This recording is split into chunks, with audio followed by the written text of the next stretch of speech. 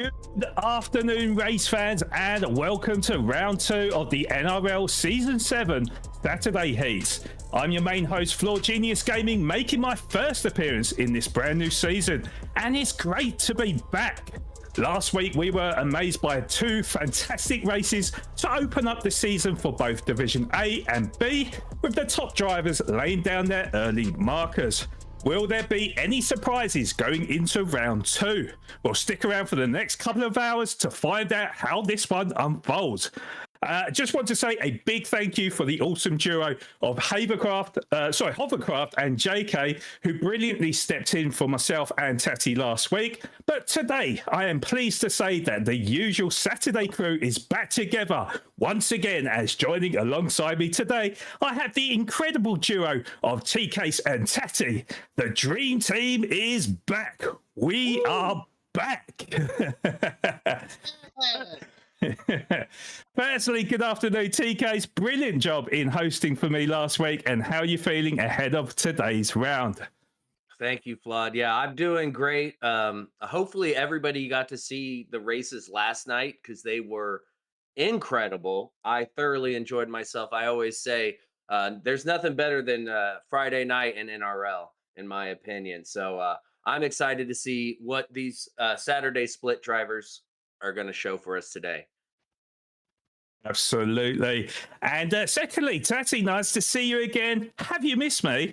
And how are you doing as well? Claude, I have missed you dearly, of course. I'm very happy to be back in the booth with you, to hear your voice. And I'm doing great. This is my first actual round race this season. And so I've missed the action for sure, and I can't wait to get back to it. Absolutely. Well, I've certainly really missed you both, and we can't wait to get stuck into today's races. But before we do, we need to give a big thank you to our NRL sponsors for this season, as without them, these broadcasts wouldn't be possible. So firstly, would like to start off with thanking the DGDR podcast. This high-octane weekly podcast is where 4 drivers from the PDX Sim team take you inside the world of motorsport and sim racing. From breaking news to heated debates, wild stories to pro tips, these guys cover it all with passion, humor, and just the right amount of chaos. Now, they've had a whole host of stars and guests, including myself, TK's Tatty, McNulty, Slow-Mo, Toon, I do believe, as well as a lot of NRL drivers. So if you would like to get yourselves involved in one of these podcasts, then please do check out the PDX Sim YouTube channel and give them all the support that they truly deserve. For your podcast fix, these are available on all platforms, with new weekly episodes dropped every Monday. We would love to welcome and thank Trails and Custom Construction for sponsoring the NRL this season. If you are in the beautiful city of Charlotte, North Carolina, or in the surrounding areas and feel your home doesn't really speak to you, then look no further than Trails and Custom Construction. This family-owned and operated company offers bespoke solutions, including furniture, home building, cabinets, and much more. They'll work very closely with you to bring your dream home to life right before your very eyes, both on time and within budget. With nothing but 5-star reviews online, you can trust that your dream home is in great hands. Once again, that's Trails and Custom Construction, building your dreams, home and cabinetry that tell your story. Thank you so much for your support this season. And we would like to give a big thanks to the OG sponsor of Hankey's Tavern, situated in charming Old Town Florissant in St. Louis, Missouri. If great food, great drinks, and great company are what you're looking for, then look no further than Hankey's Tavern. If you're in the St. Louis area, then stop by and watch the NRL broadcast live on their many large TVs. Let them know the NRL sent you. We'd also like to thank Little J CPA, turning streams and side hustles into smart money moves. Whether you're building a small business, growing a brand, or cashing in on streaming income, we'll help you track earnings, maximize deductions, and keep more of what you've worked for. You focus on building, we handle the numbers. And I'd also like to say a big thanks to our very own Aero GT7 for the $10 donation. And he says, the bad thing about this crew is that I would rather listen than race. So thank you, Aero, for that donation. That is some compliment. Thank you very much. And thank you very much to TKs and Tati as well. So now it's time to take a look at what our Division B drivers have in store for them. So we are in Spielberg, Austria for the visit of the Red Bull Ring at the shorter national circuit variation. Track length is just a mere 1.5 miles with just 6 turns. Drivers will be running the Renault Megane Trophy Group 4 car, which features a 3.5 litre engine in this mid-engined rear-wheel drivetrain, producing 359 brake horsepower, weighing in at just 2,105 pounds, although BOP is enabled, which will add more weight in these settings. There'll be a 10-minute qualifier ahead of a grid start full start check, running a 33-lap race here at the Red Bull Short Circuit. Race settings will feature tyre wear multiplier of a ×6, fuel consumption rate at ×2, refuel speed at just 1 litre a second. However, fuel shouldn't be an issue for the drivers here. And heavy mechanical damage, with the weather forecasters stating there'll be rain at some point. How much rain will be determined by the wind direction and speed, which is looking very unpredictable at the moment. Tyres available are the racing softs and the medium slicks, complementing the wets and the intermediates if required. There are no mandatory tyres for this race. So TKs, can you remind the viewers of the format of our point scoring for this season, please? Absolutely. We go with the former F1 point system, with the race winner getting 25 points, second place 18 points, third place 15 points. Then it works its way down to P10, getting 1 point. So you got to get in the top 10 to get any points. And then the fastest lap is 1 point, but that is only if you are in the top 10. And then the top 14 drivers overall, both days, over the entire season, will move on to the finals, where it is winner takes all.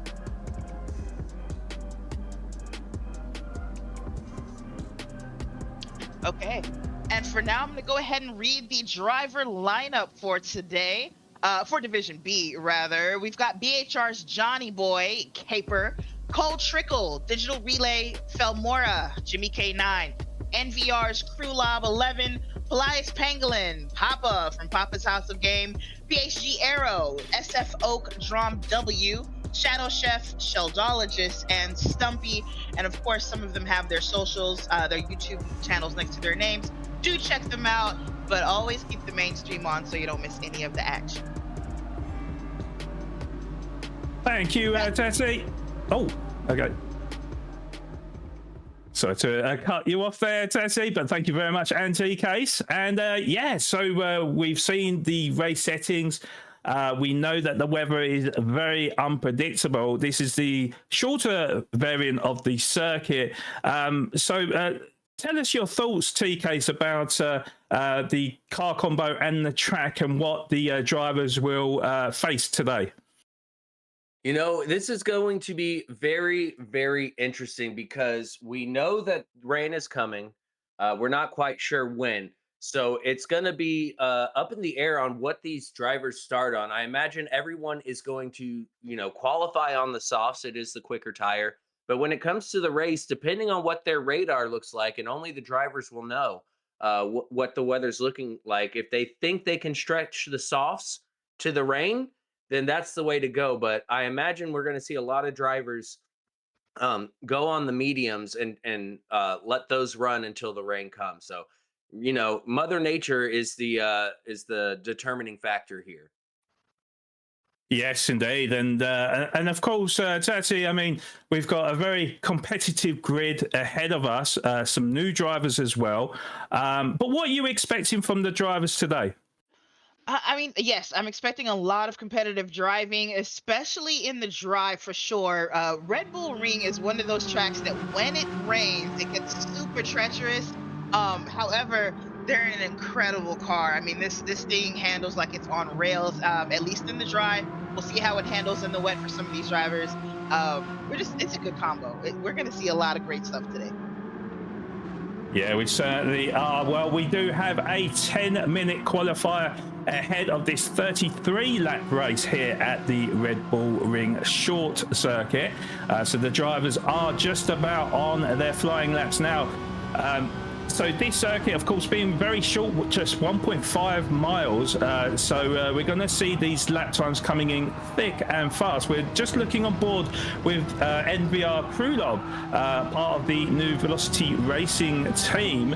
Now with Krulov, I do believe he was the driver that qualified in last in the first round and made an amazing comeback to produce a P4 from round one as he came across the line there to set a 53.419 to land himself in P4. But at the moment we have PHG Papa on pole position with a 53.197 with a whole gaggle of cars putting in times now with Digital Relay in P2, Sheldologist in P3, Felmora in P4, Krulov as we just mentioned in P5. But riding on board with Papa, of course the proprietor of Papa's House of Game, he had a very eventful round one where he was as high up as I do believe P2, but faded towards the end of the race.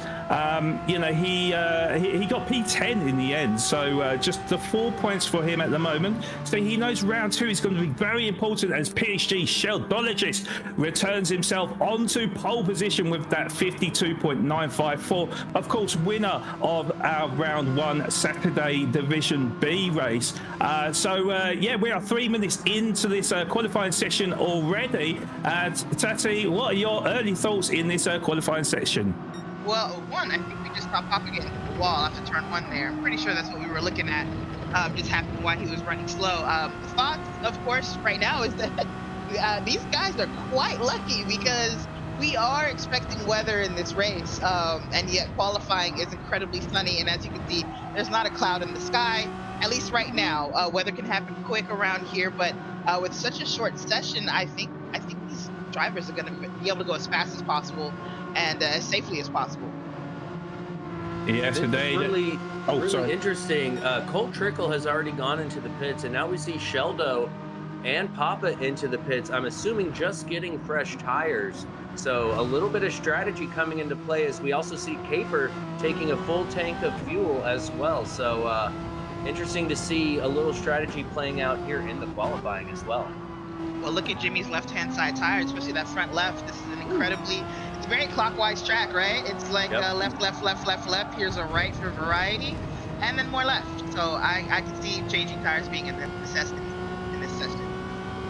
Yes, 100%. Oh, as he just picked up a half a second penalty for cutting track limits. And of course, we know with the Red Bull Ring that the track limits are very tight around here. I mean, you only have to sink a couple of wheels off the circuit and they will punish you around Red Bull Ring.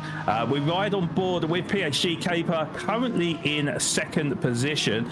We've often called Caper the tyre whisperer. He seems to be a driver that tends to run the tyres into the ground and perform different strategies to the rest. Yeah, certainly we're going to be interested to see what kind of strategy he uses for this race. But yeah, currently Caper with 8 season points so far. So looking for bigger and better things. I think round two is certainly going to be a very important round for many of the drivers that didn't get in them lucrative podium positions. So yeah, currently just over a 10th off of our pole sitter, that is PHG Sheldologist, with the just beneath that 53 time, 52.954. So can a Caper improve as we come through the penultimate corner onto the final corner at turn 6? And it's going to be mightily close as he comes across the line now. And unfortunately, just over 0.2 of a second down on his previous best T-case. Yeah, unfortunately not able to improve there. Something else I saw kind of off to the side was Arrow was on the medium tires, so I think he was just burning fuel to get ready, but he's now out of the pits on the soft. So Arrow is now on the proper tire, but this is a tight one, and track limits are huge here. It's notorious, especially those last two corners, making it very difficult. But I have full confidence in all these drivers, and we got ourselves a very tight qualifying here. Yes, we certainly do. Because of that short lap, they're literally going to be tenths of a second as we look on board with S7R's digital relay. And you can also see his live stream POV on the side there, who's looking rather focused there. But of course, Tati, you'll know a little bit more about S7R's digital relay. What kind of mentality do you think he will have going into this race? Clearly one that's focused, because bro is streaming and the mic is not down. Like, he's like, I'm not talking to you guys. You can look at me, but I will not engage. So I expect Digital Relay to take this as seriously as he always does. He's usually pretty focused. We see him have good, solid racing, and I expect more of that. I do need to, I have to say a thing for my own ego. I said left, right in my last comment, when it's clearly a racetrack full of right. I know my directions, y'all. we knew you were talking about the tires and not the turns. Thank you. I appreciate you. I'm like pulling up the L with my hand, like, yes, that's the left. Plus, Tati, the commentators were never wrong either, so I've got you back there. Yeah. Never wrong. Thank you. But SF Oak, not mistaking MMR Oak, moving up into 8th position with that 53.385. So we are literally talking, 6/10 of a second separating the top 10 drivers right now. So we are approaching the final embers of this qualifying session, but we're riding on board with Stumpy, currently in 10th position right now. His season points so far is 6, claiming that 7th position from the first round. So looking for better things in the second round. Felmora, interestingly, having the slipstream to Stumpy, so that is definitely giving him a bit of an advantage. Currently P5 for Felmora, trying to get himself up into the heady heights of the timing charts. Very, very close, and Stumpy pulls out of it, allows Felmora to go through, but I think he may have lost a bit of time there, and yes, nearly 9/10 of a second down on his previous best. Yeah, I was going to say, I mean, Tati, of course, because it's such a tight track, qualifying is going to be very, very important, right? Oh yeah, 100%. It's not an easy track to pass in. You of course, the corners are wide enough that you can dive in there and make a move, but you will slow yourself down. And when the field is always as close as this field usually is, that means giving someone behind you an opportunity to also leapfrog you. So qualifying is important, and that's good heads-up racing from, I think that was Stumpy, to get out of the way and recognize that, hey, this isn't my lap. Let me let Felmora have a chance there. I also wanted to mention, speaking of the importance of qualifying, Arrow's strategy seemed very interesting. Be on the mediums and then jump in the pits. I didn't think about that, right? You're on the mediums, you burn some fuel, they last longer, so you don't have to pit as early. You stay out there, you burn, and then you jump on the top. And only have to pit one time during the qualifying day. It's brilliant. Yeah. No, it's kudos to him, because that's great thinking there, to be honest. The softs and the mediums, I don't think there's too much time difference between the two, and certainly if you're only running maybe 2-3 laps on the soft tires before you get that big time drop off. That could be a very clever play from him, certainly, as we ride on board with PhD Sheldologist for the last time in this qualifying session. Currently his lead is just over 1/10 of a second. Can he improve on his 52.954? Just coming around the final corner now, as Papa improved to a 53.1 to land in P4. No, he doesn't improve, but will stay on pole position. We are in the final embers. I think there is maybe 2 drivers to come across the line. unless I am mistaken. All done. All Oh, done. is it all done? Yep. Yeah, Yeah. it was chaotic. I was trying to keep track of where everybody was, but we had people going off the circuit.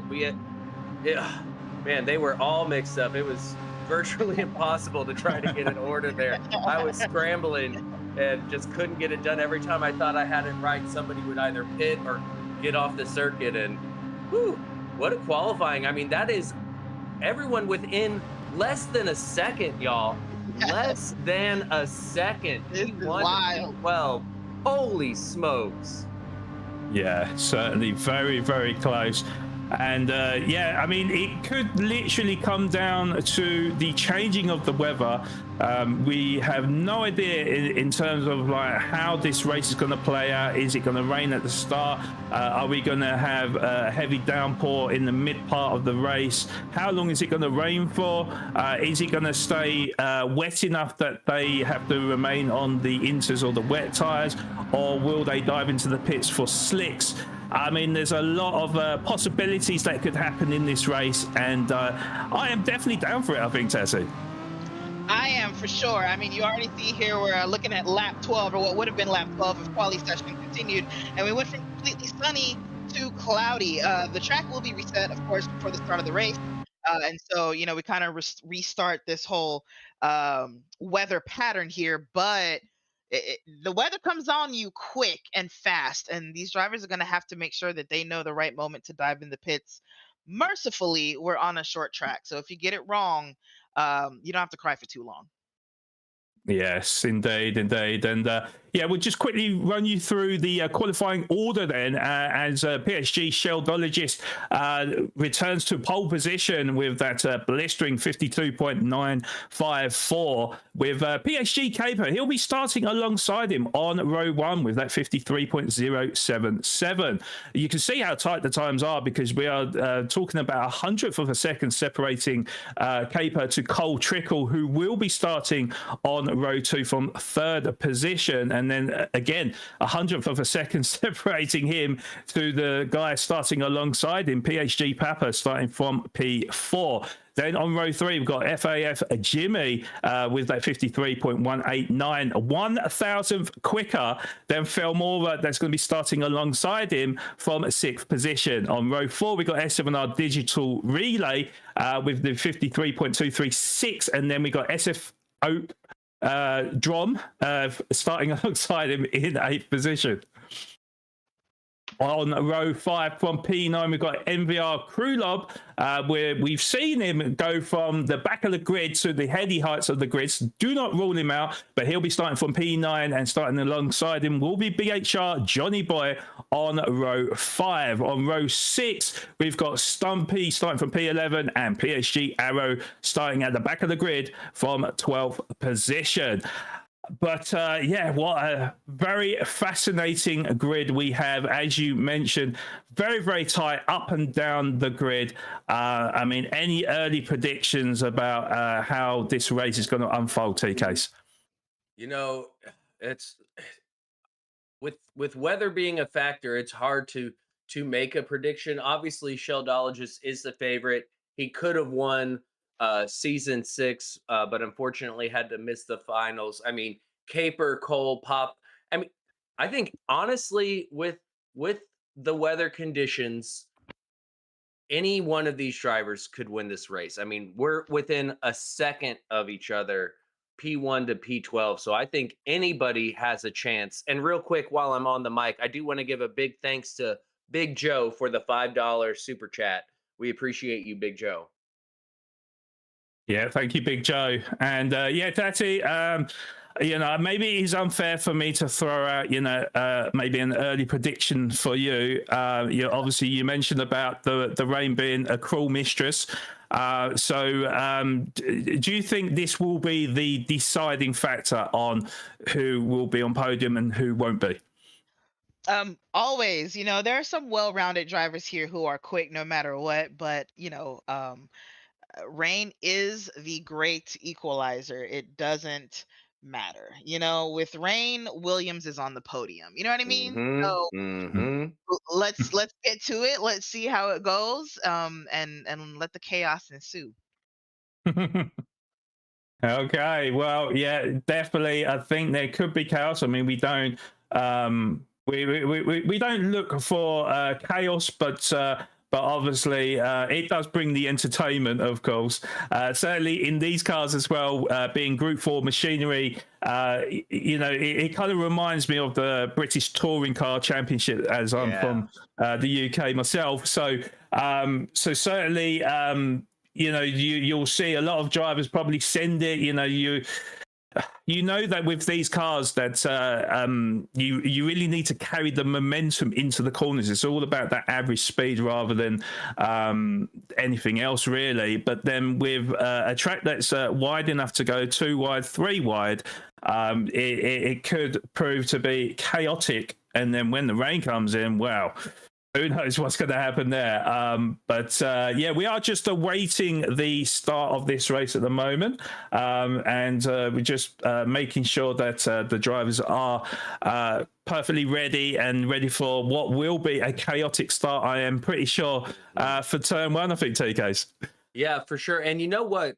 I'm a big fan of this layout. I really do enjoy the Red Bull short. Whereas the full Red Bull ring I like a lot. That has 3 or 4 overtaking opportunities. You got turn 1, turn 2/3, and then turn 4 are really good opportunities to overtake. Well, you've eliminated 2, 3, 4 in this short layout. So really the best overtaking opportunity is turn 1.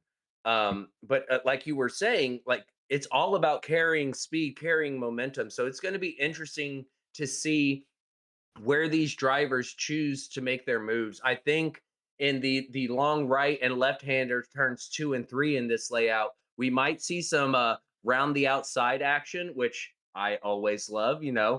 Everybody loves going around the outside, and it'll be interesting to see. But track limits, I think, are going to be the biggest overtaking opportunity. If the driver in front picks up a half second, 1 second penalty, that's going to be your opportunity to overtake. Yes, indeed. And in terms of like the strategy for today, then, so we know that the racing softs and the mediums are available. However, obviously, we are expecting rain, so the intermediates and the wets will come into play as well. In terms of strategy, Tassie, I mean, if you was a driver going into this race, I mean, what would you be doing at the start of the race? Will you be checking the weather and then maybe trying to size up kind of what tyres that you may want to go on? Would you like to be on the grippiest tyre? Would you go on the slightly less grippy tyre of the mediums? I mean, what would you be doing at the start of the race? Well, with practice and just given what we know, I'm gonna start on the mediums, right? My goal would be to be as fast as possible when it's dry because I'm not great in the rain. That's just not my strength. So I'd want to be as fast as possible in the dry, but I don't think the softs will last that full first stint before the rain hits. So compromise that, go with the medium, and maybe hope for a chance to get on the soft and be really really quick in between rain stints. Mm, But yeah. it's kind of random. You don't, you can practice, you can experience what you've experienced in practice, but I think everyone has had sort of different experiences for when the rain starts and stops. You just got to be ready. And what do you I think about? Oh, sorry. Well, I'll throw this over to you then, TK. Yeah. It's in terms of the wet tires, because obviously we've got the wets and the intermediates. So even if the rain meter goes into that wet territory, would you be tempted to start on the intermediates, or would you go for the full wets? Uh, from what I did in testing, I think enters are the way to go.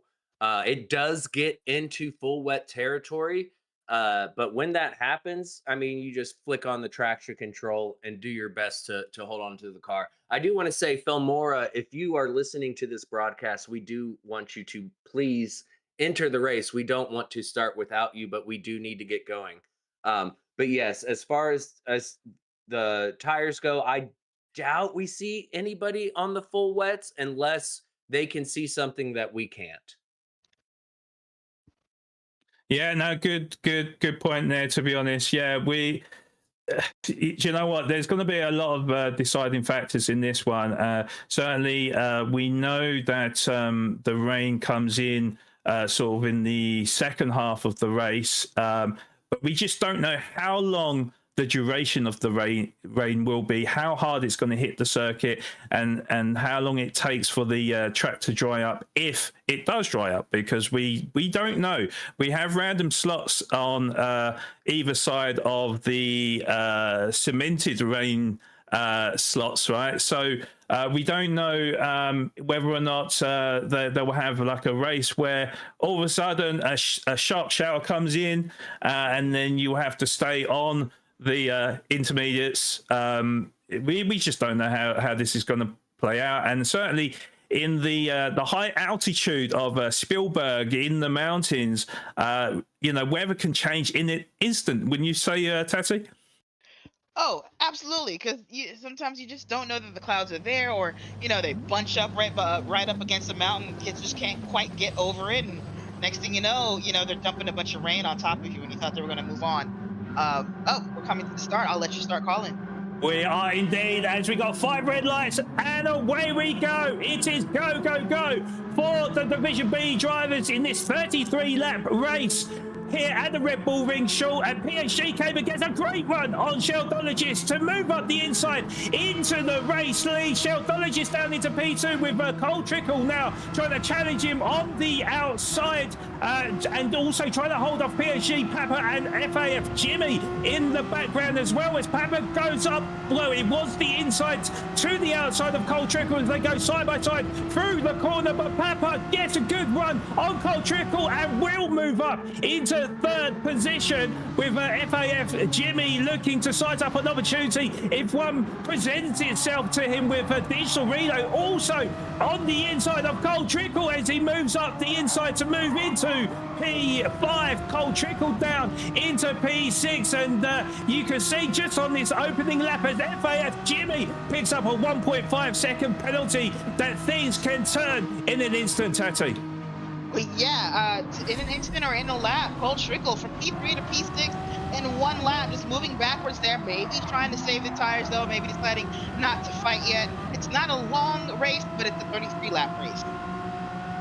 Yeah, guys, I was watching further back. Sorry, something happened with SF Oak and Krulov. As I saw SF Oak go into the gravel, and Krulov did not overtake him. So Krulov also had something happening in the background as well. So tough start for SF Oak and crew. Yeah, and a tough start for FAF Jimmy as well, as he lost out on about 5 positions there when he served that 1.5 second penalty. We're riding aboard with Stumpy, who has also picked up a 0.5 second penalty, but he is sizing up an opportunity on BHR Johnny Boy, but he does decide to push him along, thinking about the long game here as they settle into position. Certainly very, very close between 4 drivers right now, from what was it, Cole Trickle and I think Digital Relay just in front as well. So yeah, certainly nose to tail for the 4 drivers, but you can see out in front we've got PhD Caper, who is leading the race, with PhD Sheldologist just behind him on the rear bumper of Caper, with Papa following suit as well in 3rd position. But we have got a 1.7 second gap between P3 to P4 as we're riding aboard with Papa on the live stream POV to the right of your screen. But yeah, certainly at the moment, nothing to really call between the drivers, but Sheldologist will be looking to go up the inside. Caper gives him the room, so it looks like Sheldologist is going to move back up into the race lead. Oh, Caper goes wide off track, and I think he's going to be picking up a penalty there. Not sure if there was a contact or not, but Caper does pick up that 0.5 second penalty, T-Case. Yeah, indeed, and I want to point out Papa and myself are on the back of Caper's windshield. Hilarious there. Yeah, battles all around, y'all. This is tight. I mean, we saw it with qualifying, so obviously we knew it was going to be a tight race. All drivers started on the medium, so it looks like the rain is going to come a bit later, because the softs at most can last 12 laps. So all the drivers are thinking the rain will be coming after 12 laps. So everyone on the mediums, on the same strategy, pushing hard. And I mean, P1 all the way back, I mean, Krulov and SF Oak back in P10 and 11, they are only 15 seconds off the lead. So even though they had a rough start, they're still in play with everyone else. Yeah, 100%. And that's it. I mean, obviously now you can see that the drivers are in formation. So what would be the strategy going forward here? I mean, would you be trying to follow in a train as Caper just picks, he just takes that half-second penalty, sorry. So it's his roles reversed here. Sheldologist moves up into the race lead with Papa up into P2 and Caper in third position. But I mean, what would you be doing here, Tati? Would you be looking to maybe try to follow each other and try to sort of push forward in front of the cars behind and then maybe fight it out at the end of the race, or would you be battling for position? I think it depends on where you are on the track. If I can't catch up to the slipstream train, I want to battle. I want to get in front of somebody. The straights here are just long enough that it does matter to have slipstream, and these cars are slow enough that it matters. As far as once you're in that train, I wouldn't be battling unless I was just way faster than the person in front of me. Okay. Well, so far at the moment, we've got FAF Jimmy K9 with the fastest lap. So even though he's down into P7 at the moment, not too far behind, it has to be said. We are literally talking about seconds here. So anything can happen. We're only on lap 6 of 33 as we do cross the line now to start lap 7.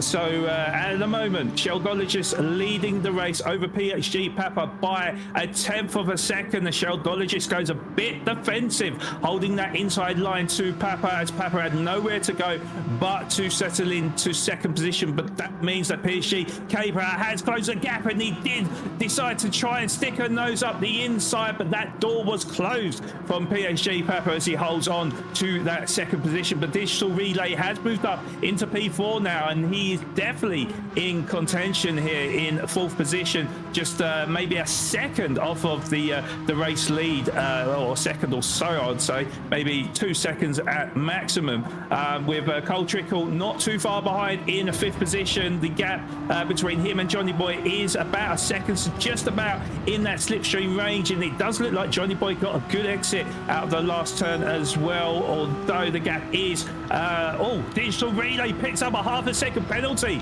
for cutting track limits, and we can see already, TKs, how easy it is to pick up them track limits.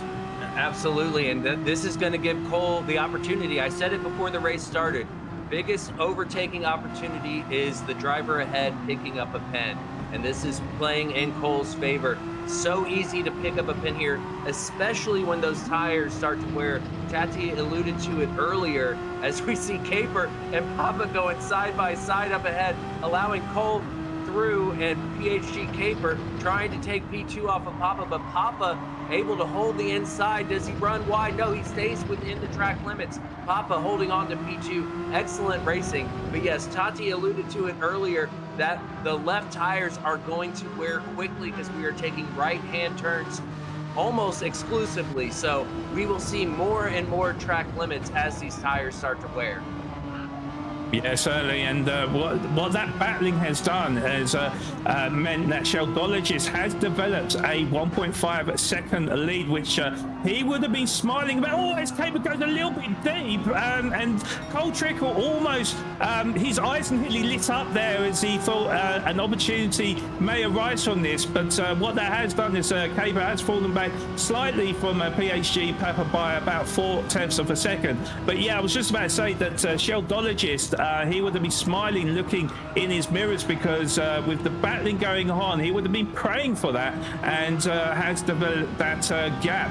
But yeah, at the moment, Cole Trickle is firmly in the fight here in fourth position, and looking to close in on PHG Caper with Digital Relay not too far behind in P5. Now, obviously, yeah, we mentioned about the you mentioned TK's entity about the front left tires that will be burning to us. Chris, as Johnny Boy has just picked up a half-a-second penalty, who was making great progress up the grid. Unfortunately, he's going to fall back from that sixth position with FAF Jimmy K9 not too far behind in seventh position. But yeah, I mean, it's looking like, you know, at the moment we can see the grey skies, but no sign of that rain at the minute. minute.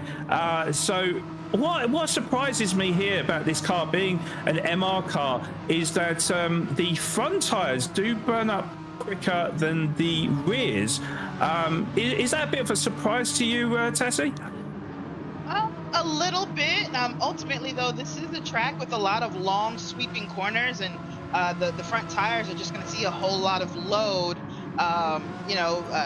The corners aren't super slow, so you don't have a lot of like high acceleration corners that you're coming out of where you have an opportunity to spin up the rear. So outside of the weight of what is actually a pretty light engine being on top of those rears, I think the front's going to more work here.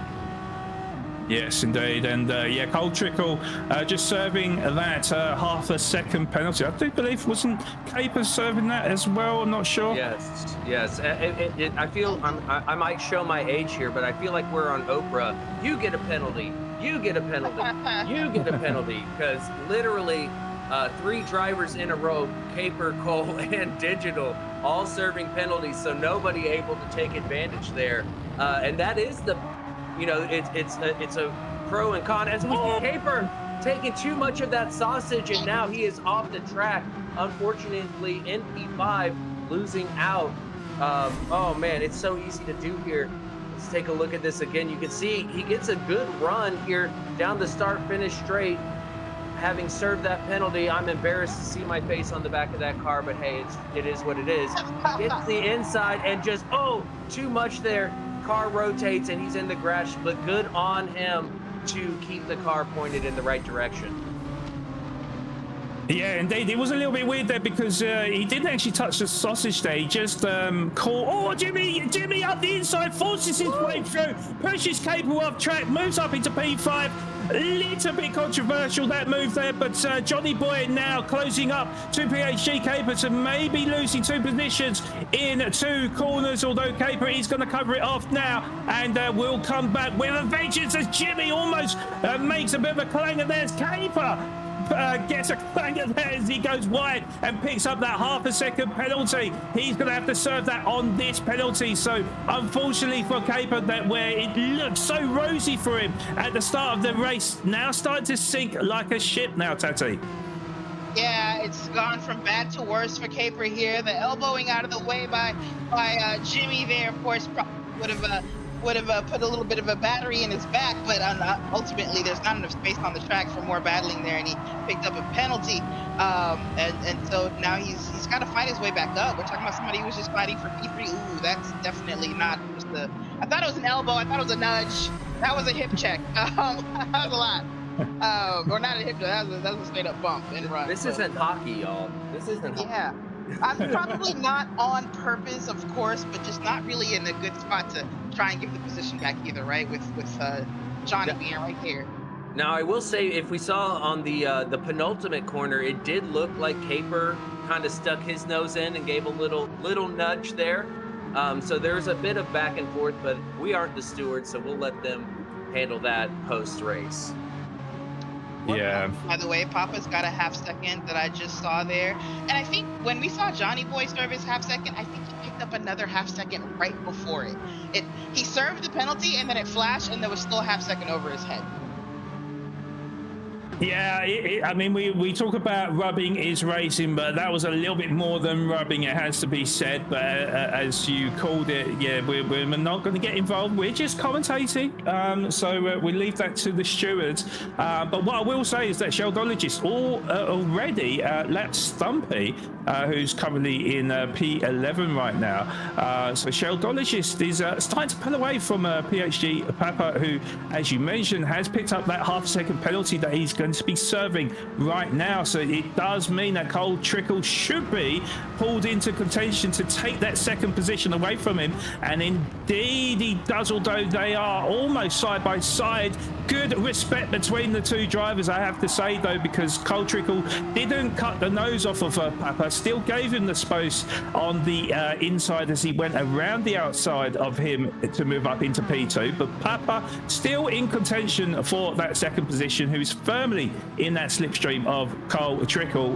But what that will mean is that S7R Digital Relay will be pulled back into the fight, currently in P4, just about a half a second down, maybe a second actually down on the battle for second position. But yeah, certainly very, very tight. We can see that the lights are coming on. Is that an indication for rain, TKs? I think it is. You know, it is getting dark out there, and we have something I suspected with such a short layout and how tight the field is. We have blue flags. You can see the blue light there on the left. You see a blue one there on the right. Stumpy is about to get lapped by our leader, Sheldologist. He can keep racing.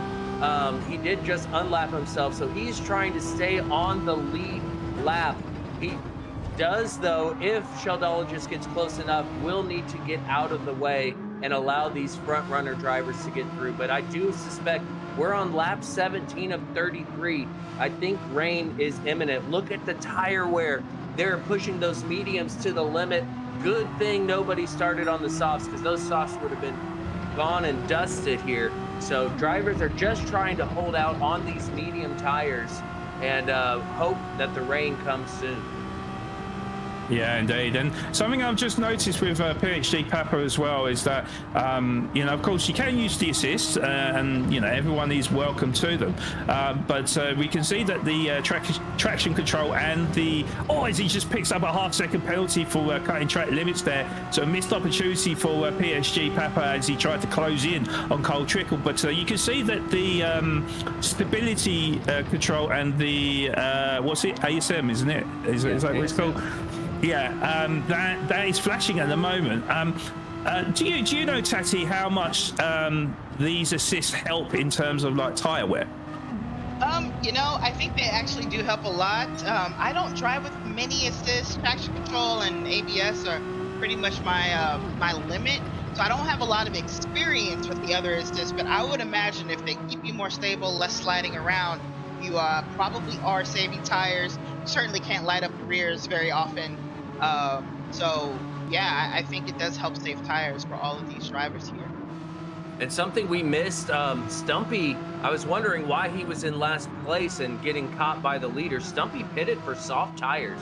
He started on the mediums and decided he was not comfortable pushing those mediums, so he went ahead and pitted. The pit loss here with no fuel is about 31 seconds. I don't think he's going to be able to make up on that on the softs. However, if he just didn't feel comfortable on those mediums, he did the right call just to be able to keep himself pointed in the right direction. He's going to do the best he can on the softs to make it to the rain. Interesting.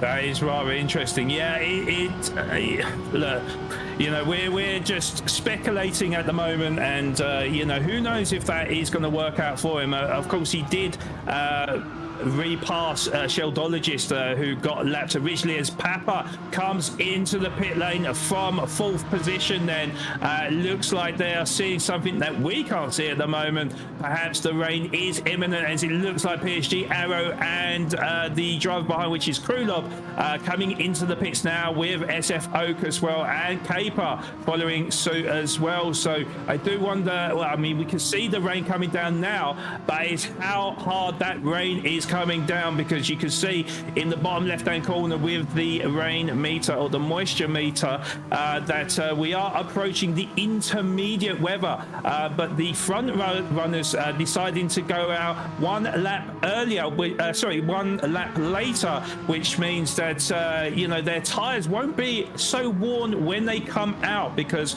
tire wear is very high here, as Cole Trickle does come in from the provisional race lead, 2.3 seconds over Digital Relay. Looks like he's coming in as well, all on the medium tires. Sheldologist already made the switch onto intermediate tires, so currently P3, but net P1 for him as he comes through the penultimate corner now onto the last lap. TK, you mentioned that the pit lane loss is around 33 seconds, so I think Sheldologist is a favorite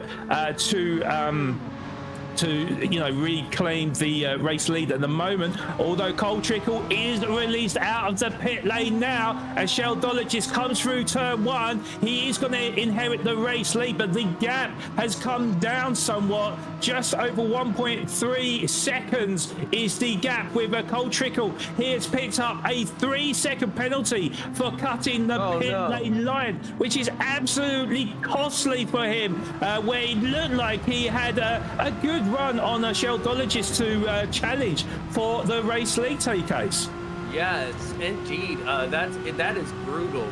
You know, the half-second penalty doesn't hurt you too bad, but 3 seconds here is absolutely going to kill you.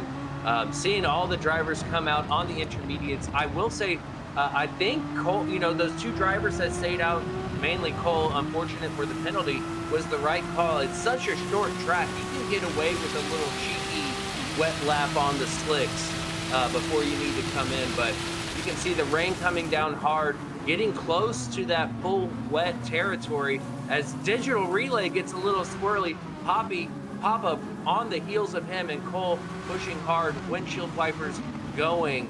I would say it's moist out there. Yeah, just a little bit there. Yeah, we saw Digital Relay go squibbly, just like Cole as well, because yes, we are so on the outside of the circuit, you can see that the meter is going through the blue part, which is wet conditions, as Cole Trickle looks like he's got a good run on PHG Papa, but I think he's going to hold off for the time being, because you don't want to go too wide through the penultimate corner. But Papa has closed up to the back of S7R Digital Relay. I do believe they're all on the intermediate tyres, so this is certainly squeaky bum time, I think, Tattoo. Definitely squeaky bum time, always, especially running this close to guys with this much spray. It is insane out there, and you can see they are actually approaching full wet territory as Papa goes out wide into turn 1. He just misses braking, luckily keeps it together and only loses the 1 position, and he's still right on the back of Trickle. But that's what I mean, we're getting into full wet tire territory. As TK said earlier, though, you just kind of throw on the tractor control and pray when you're on the inters. Yeah, it's super slippery out there. You know, you're seeing all kinds of mistakes from the drivers. As we saw a bit of a squibbly moment yet again from Digital Relay. It's almost like musical kind of slides at the moment, because as soon as one driver in front slides out, then the driver behind makes the same mistake. But you know, good skillful driving from the grid at the moment. But TK, so just wondering, is there anyone on the full wets, or are they all on the intermediates right now?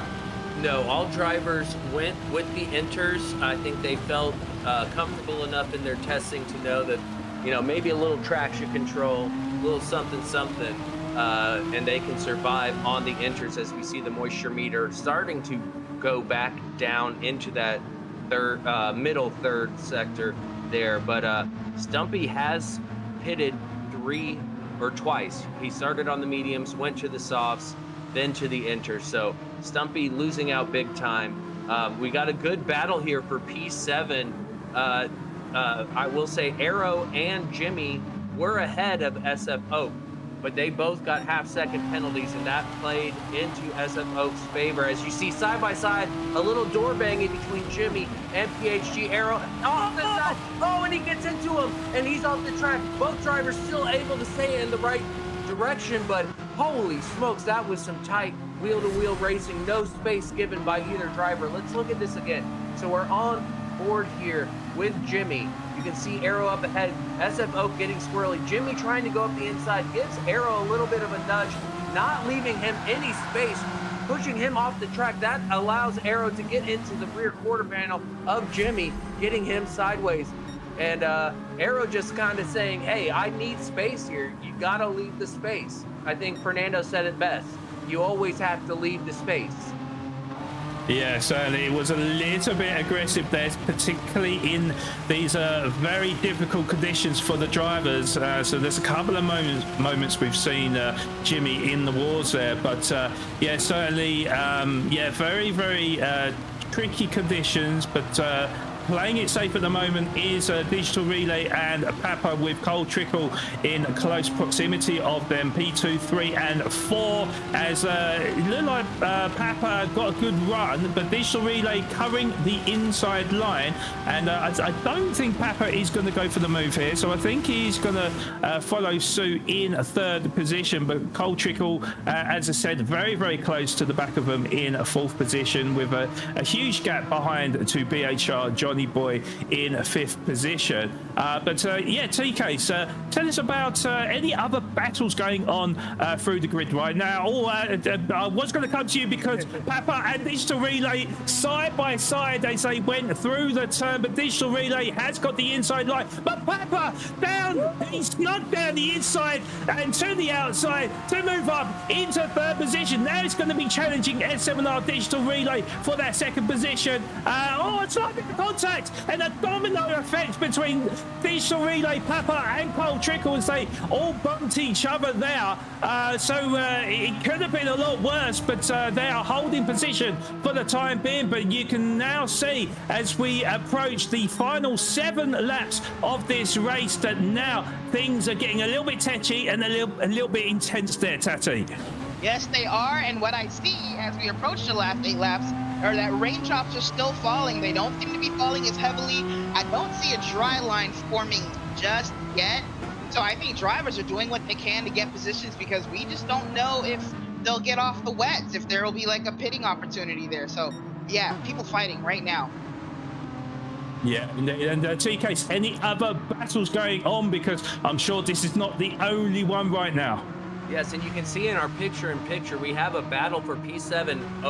Arrow has dispatched Jimmy and is now applying the pressure to SF Oak here.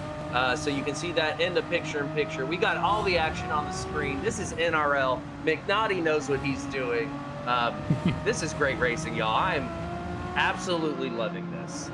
Yeah, I mean, literally, we've got about 2 or 3 battles going on at the same time. So we have just seen Papa move up into P2 and Cole Trickle to P3. So Digital Relay, I mean, he's still in the fight here, so you cannot rule him out here. It's certainly nip and tuck between the 3 drivers. But what that squabbling has done is the gap between Digital Relay and Johnny Boy, last time we looked, was 5 seconds, now down to 2.5 seconds. But we are now in that window where the rain has stopped, and it's how quickly that rain will dry out. Now, I would say that, you know, with 5 laps remaining, that I think the drivers will stay on the intermediate tyres, because they are going to be losing 33 seconds in the pit lane. But looking on board with SF Oak, P7 currently right now, and PHG Arrow looking to hound him down in 8th position. The gap is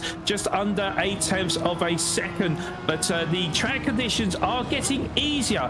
But it's how and he goes sideways, and he does well to recover it, and actually probably works out for the better, because he has actually closed that gap as well. So a great drift, I have to say. One for the cameras for PHG Arrow, and I feel like, Tati, that this battle for P7 is not done yet. No, absolutely not. They've been going at it for a while, actually, and that drift, this car actually really rewards driving like that. Like, if tire wear wasn't a thing, you kind of use a lot of slip angle with this car, and it's a lot of fun. As you saw, you get a little bit closer there. I think I see a dry line forming. Yeah. Is that a little bit of, yes, it is. Yeah, it is forming. However, I just think with 4 laps remaining, I feel like that I don't think anyone will be going onto the slick tyres, and certainly with quite a bit of the track that is still wet, they would have to be super careful as well. Stumpy looks like he's had a bit of a nightmare in this race, because he is caught in the midfield pack where he's getting laps now. We've got MVR Krulov P6 and Johnny Boy with Stumpy sandwiched in between them. So he will have to adhere to the blue flags, as Krulov will be looking to get past and try to catch up to BHR Johnny Boy to fight for that top 5 position. But one thing we definitely have seen, and maybe not giving him enough credit in this race, is that Sheldologist has a commanding lead at the top of the grid. Now, if he does come away with the race victory, it will be back-to-back wins for Division B in Season 7 of the NRL. So a great way to start off proceedings in this season's Division B Championship. Of course, TK, you mentioned about Sheldologist, where you know, he was a class above the rest when it came to the league phase, but of course went on holiday, didn't he, for the finals, so he couldn't make it. So this could be the greatest of opportunities for Sheldologist to get a championship belt under him, right? Absolutely, and I will say, oh my goodness, hold on. Cole Trickle putting the pressure on Papa. He's going to go up the inside. This is the greatest of opportunities here. You can see using all the track. Papa getting a bit of a better exit, but nowhere for him to go. Cole placing his car exactly where he wants to be, but no, Papa getting the better exit out of the final turn, and Cole running wide. And what an awesome battle here. They're going side by side, 0.04 seconds between the two. Papa's going to be on the inside, not ideal for this exit here. Cole going round the outside, Papa taking all the curb, Cole running a bit wide. Papa able to hold on to P2. No, Cole is now on to P2, but Papa's going to have the inside here. This is going to be great, but that inside will quickly turn into the outside as Cole Trickle gets the move done. Can Papa hold on as the track starts to dry out? A little bit of a wiggle. Papa running wide. They're going side by side again. It doesn't stop. Papa back up into P2. This will be a full lap battle as Papa has the inside now for the final 2 corners. And well done. Great battle, clean racing. Nice. Incredible stuff. Incredible stuff. Yes, incredible indeed. Yeah, very, very classy between the two drivers, giving each other space and not, I was just about to say, not cutting track limits, but Papa has cut the track limits. He's got that half a second penalty, and all that battling has come to nothing, because now it looks like if Cole Trickle can hold his nerve as we start the last lap of the race, Cole Trickle will move up into P2, but it's where Papa forms when he actually takes the penalty, because Digital Relay not too far behind in P4 with Johnny Boy up his exhaust, and Krulop also in the background as we see Sheldologist come around the final 2 corners to win round 2 of the Division B NRL Season 7 Saturday Heats. Back-to-back wins for him. Congratulations to PHG Sheldologist, and it looks like Cole Trickle has made the move on PHG Papa to move himself into second position with a great result for him. Papa will take the last step on the podium for P3 with Digital Relay in P4, and Johnny Boy just holds off Krulop to finish in P5, and Krulop in P6 with PHG Arrow. Looks like he is going to claim P7 if he does keep it within the track limits. It's certainly very tight. PHG Caper coming back with a vengeance, but it looks like Arrow is going to hold on to P7 with PHG Caper and P8 and SF Oak in P9. FAF Jimmy is going to claim that top 10 position with Stumpy already coming across the line to finish in 11th. But what are your thoughts on that race, TKs? Oh my goodness, I loved it. I loved it. Well done. Shout out Sheldologist, pole position, clean race. But really, I mean, Arrow started last, Johnny started 10th, and Krulop started 9th. So the 3 of them finishing up ahead where they did, very, very impressive. Yeah, and also as well, Tati, what are your thoughts on that race? I mean, that was a crazy race, right? It was so many positional changes. Again, Rain, the great equalizer. We saw drivers doing really, really well fall way back because of issues and mistakes. Caper comes to mind for sure. And then, as TK said, drivers coming in from like last to mid-pack. Yeah, absolutely craziness. But we love to see it, and often this happens in the NRL, and I am not surprised as we look at the provisional race results for round 2 of the Saturday heats of Division B. So a huge congratulations goes to PHG Sheldologist with his second win in a row, finishing 13.5 seconds in front of Cole Trickle, who will be delighted with that second position on the last lap, overtaking PHG Papa, who will be feeling a little bit sorry for himself, although I'm sure he's still happy with that third position. Then in fourth we had S7R Digital Relay finishing just 0.6 of a second better off than BHR Johnny Boy in fifth position, with MVR Krulov in sixth position. In fact, he picked up a 1 second penalty at the end there, although I don't think that was going to affect the race results anyway.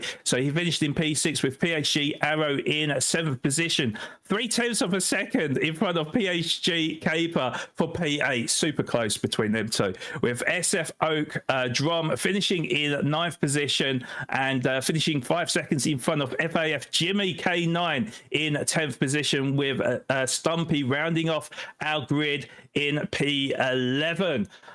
So yeah, that was our race for Division B today. And yeah, what an absolutely fascinating race we've just seen. But we have got the podium sitters who is awaiting in the background for the interview. So we're going to come to... we are going to come to our race winner, which is a Sheldologist. Shell, massive congratulations to you. Second race win of the season and in a row as well. How are you feeling after that? And tell us a little bit about how your race got on as well. Thank you for having me, guys. Flawed, it's good to talk to you again. Tati and T-Case as well. The race went really well. Got a horrible start. Caper got me off the line, and then just had to grind it back and work my way back up and just maintain that steady pace and not take penalties. Yeah, absolutely fantastic. I mean, it looked like you didn't put a foot or a wheel wrong there, so massive congratulations to you. Tati, any questions for our race winner? I mean, no questions really. It was quite clear what you wanted to do and what you did.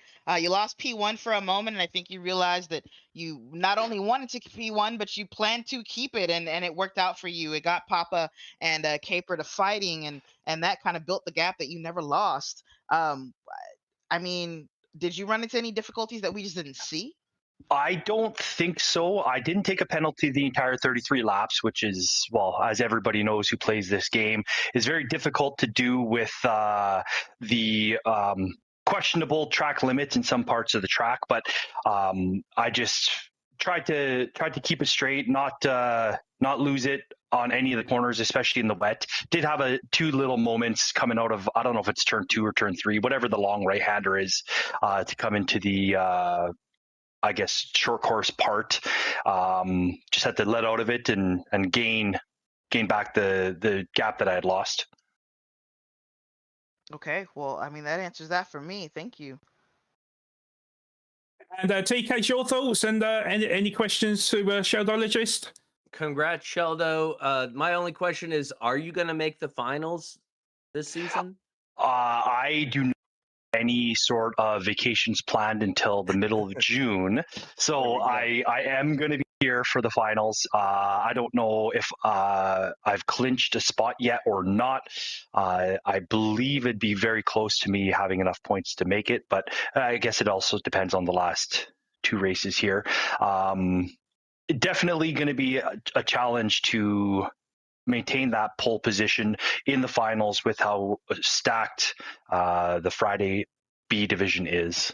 Yeah, indeed it is. I mean, the qualifying times speak for themselves. So congratulations, and I'm excited to see you do a full season with us here at the NRL.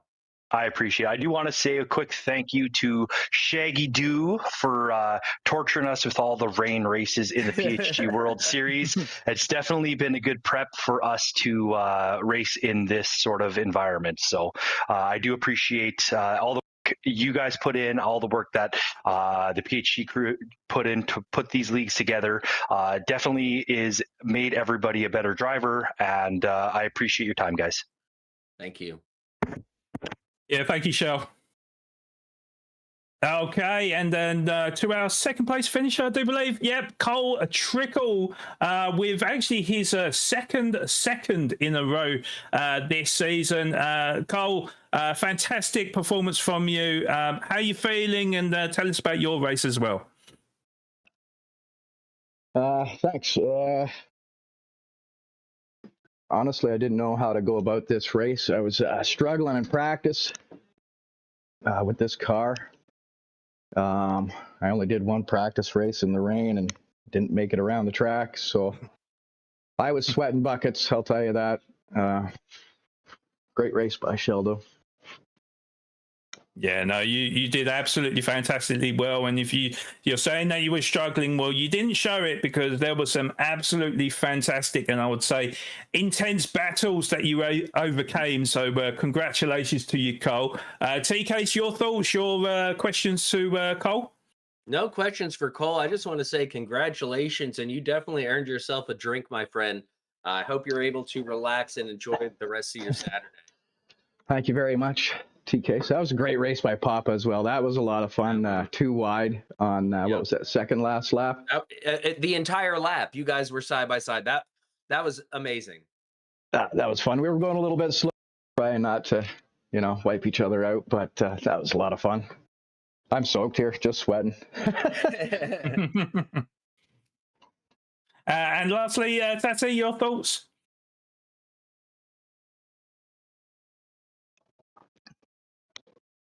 Sorry, I'm muted. Cole, you definitely did your thing.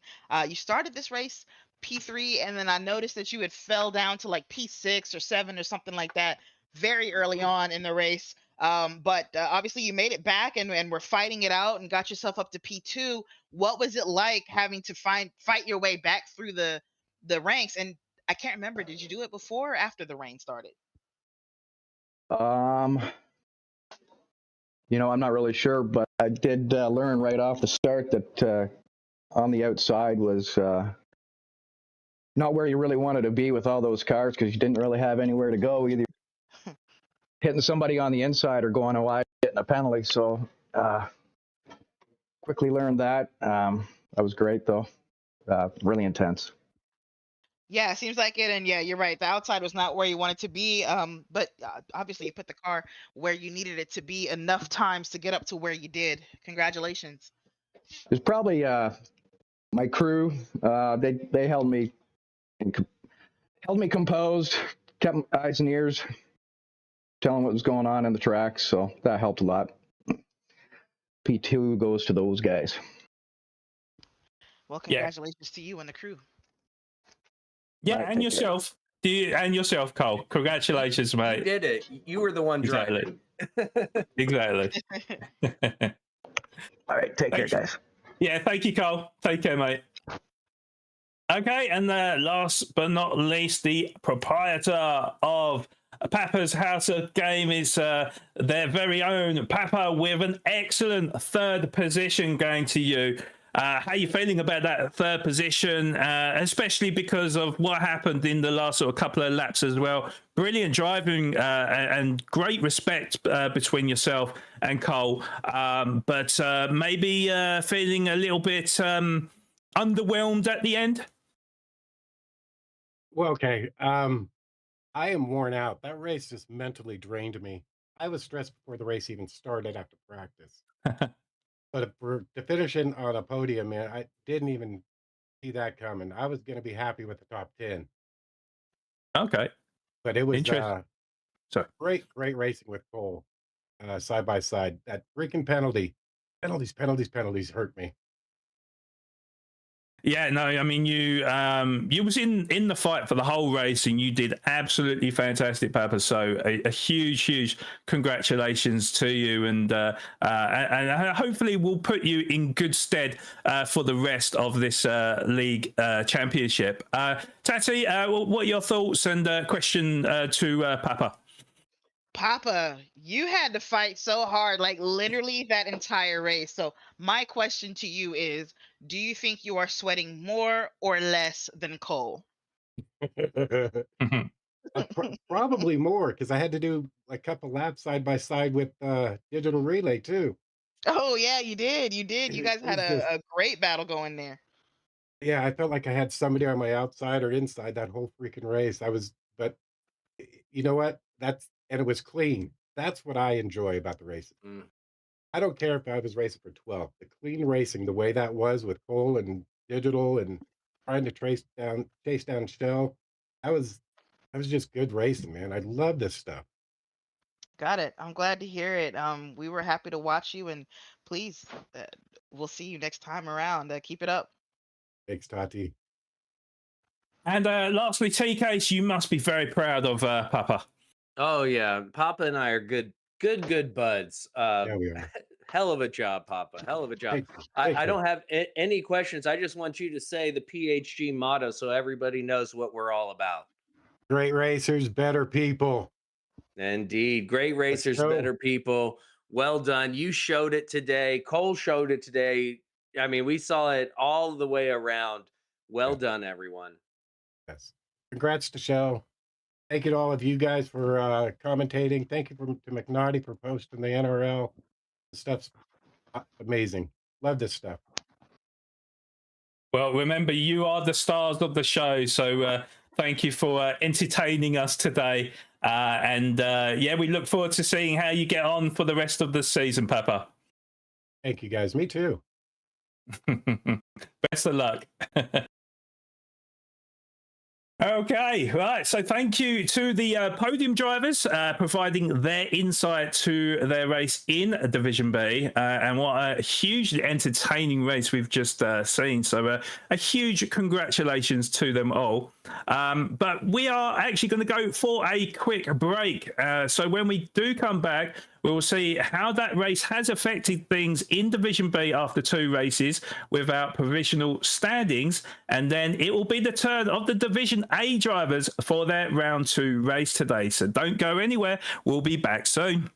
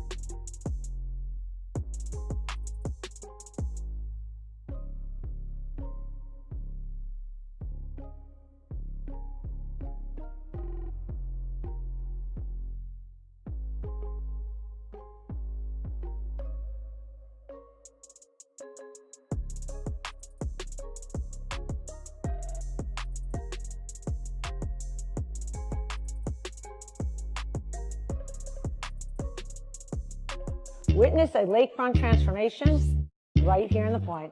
And you may not believe it, but just last year, this home was down to the studs.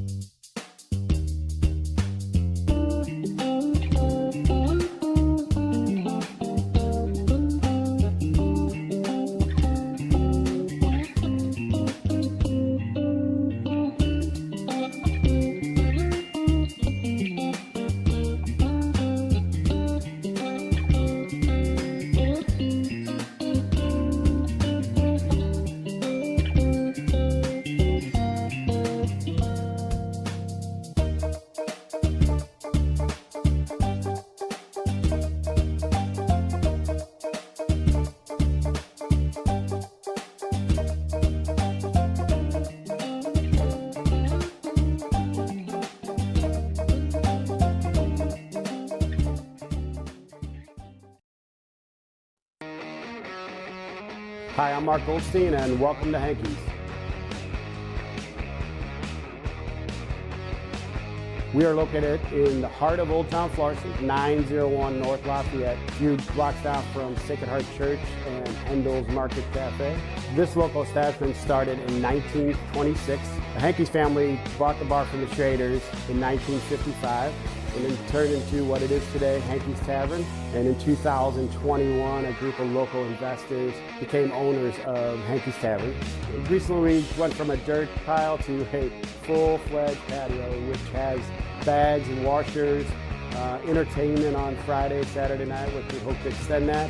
We have extended our kitchen hours, which is a request for many, many years. We do have draft beer back after a 12-year lull of no draft beer. We have brought that back with Budweiser as our mainstay, since this was a Budweiser bar in 1926, right before Prohibition. We're still doing the crinkle cut fries and our cheeseburger platters, but now we have a couple new creative ideas that our kitchen staff has came up with. So come in and try our homemade chicken lollipops. We smoke them fresh daily and then fry them and top them with a Asian butter sauce, and then top with green onions as well. That's our biggest hit right now that we have on our menu. Each and every day we make fresh sauces, and we take pride in that. We feel like we have a very good variety of sauces that pair well with our appetizers. Whether you want to come in here for lunch with just you and a buddy, or you want to come in here with you and your whole group of people, whether it's 20 people, 200 people, we feel like we can accommodate everyone and anybody. As of this year, we've done something that it hasn't happened in the history of this establishment. We do accept credit cards. We established a Hankey's Helps non-for-profit organization that reaches out to friends in need. Hankey's is a community bar. We have a lot of the regulars from years past still attending. We have a lot of the regulars that have left our area that are coming back in droves to see what's going on. Hours of operation is from 11 a.m. to 1:30 a.m. The kitchen hours are from 11 a.m. till 8 p.m. Monday, Tuesday, Wednesday, and Thursday, Friday, Saturday, 11 a.m. till 9 p.m. Find out more information about Hankey's on our Hankey's Facebook page, Hankey's Tavern. We put the band, when the bands are going to be here, the events are going to be here. Come join us at Hankey's Tavern for a burger and a beer. You'll enjoy all the new items that we have, and you'll enjoy all our new improvements. So we look forward to seeing you in the future.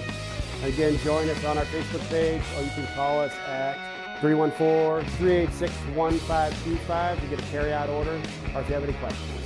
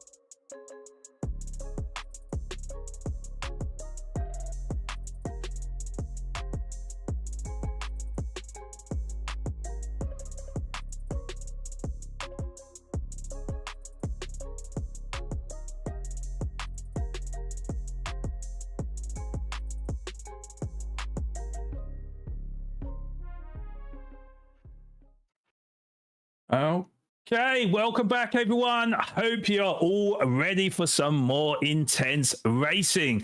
But before we dive into round 2 of Saturday's Division A, here's a quick rundown of the provisional standings of Division B after 2 races. So over to you, Tati. Yes, so in first place, you've got Sheldologist with a commanding 54 points already. Right behind him is Cole Trickle with 39 points. Digital Relay sits in third with 25 points, and not far behind is Kulop in fourth with 23 points. Papa has 19 points in fifth place. Belmora, who did not get to race today, sits in sixth with 18 points. Who knows what could have been? Caper is in seventh with 12 points, and Johnny Boy has 10 points in eighth place. Tied with Johnny Boy actually is PHG's Arrow in ninth, also with 8 points. Poli's Pangolin sits in 10th with 7 points, and in 11th we've got Stumpy with 6 points. 12th and 13th, that's Jimmy K9 and SF Oak Drum W, are tied with 5 points apiece. And in 14th, we have Shadow Chef with 3 points. Thank you, Tati. Okay, so things are starting to really heat up on the Division B side for Saturday. But I guess now it's time to run you through our second race of the afternoon, round 2 of Saturday Division A. So we are heading to the west coast of America in California for the world famous WeatherTech Raceway Laguna Seca. Track length is 2.3 miles featuring 11 turns, technically 12 if you include the A and B for the corkscrew. Drivers will be running the Ferrari 812 Superfast 2017 car, which features a massive 6.5 litre engine in this front-engined rear-wheel drive car, producing a whopping 788 brake horsepower and weighing in at 3,362 pounds. But again, BOP is enabled, so may alter the weight and performance for the prancing horse row car. There will be a 10-minute qualifier to set the grid full start check in this 21-lap race here at the Laguna Seca circuit.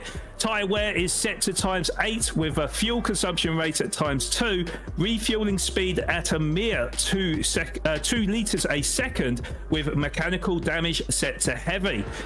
Tyres available are the sports softs and medium tyres with no requirements for either. This will be an extreme tyre and fuel saving race, so strategies will play an important part today. So, Tati, can you give us a quick reminder of our race scoring format for this season? No problem at all, Flawed. This is the points breakdown. So the race winner will get 25 points. Second place will take home 18 points. Third place will get 15 points. In fourth, you'll see 12 points.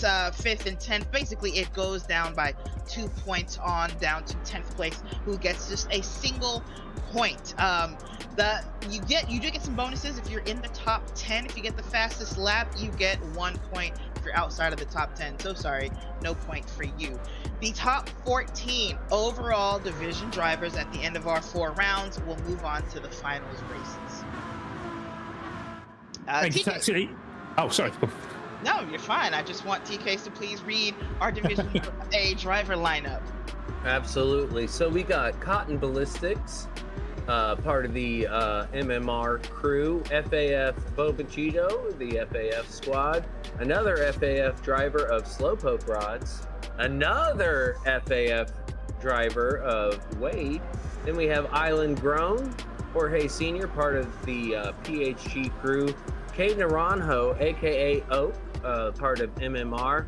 Then we got a Nuke, part of S7R, PDX Roland, part of those Dumb Guys Do Racing PDX crew, PHG Josh Moment, S7R's Mr. Racing, Slick SHVR2, part of the Papa's House of Game, Talon, a free agent, and the Kaya free agent. And you can see their YouTube and Twitch accounts there. Please go check them out, give them some love, but leave us open because we're going to have all the action for you.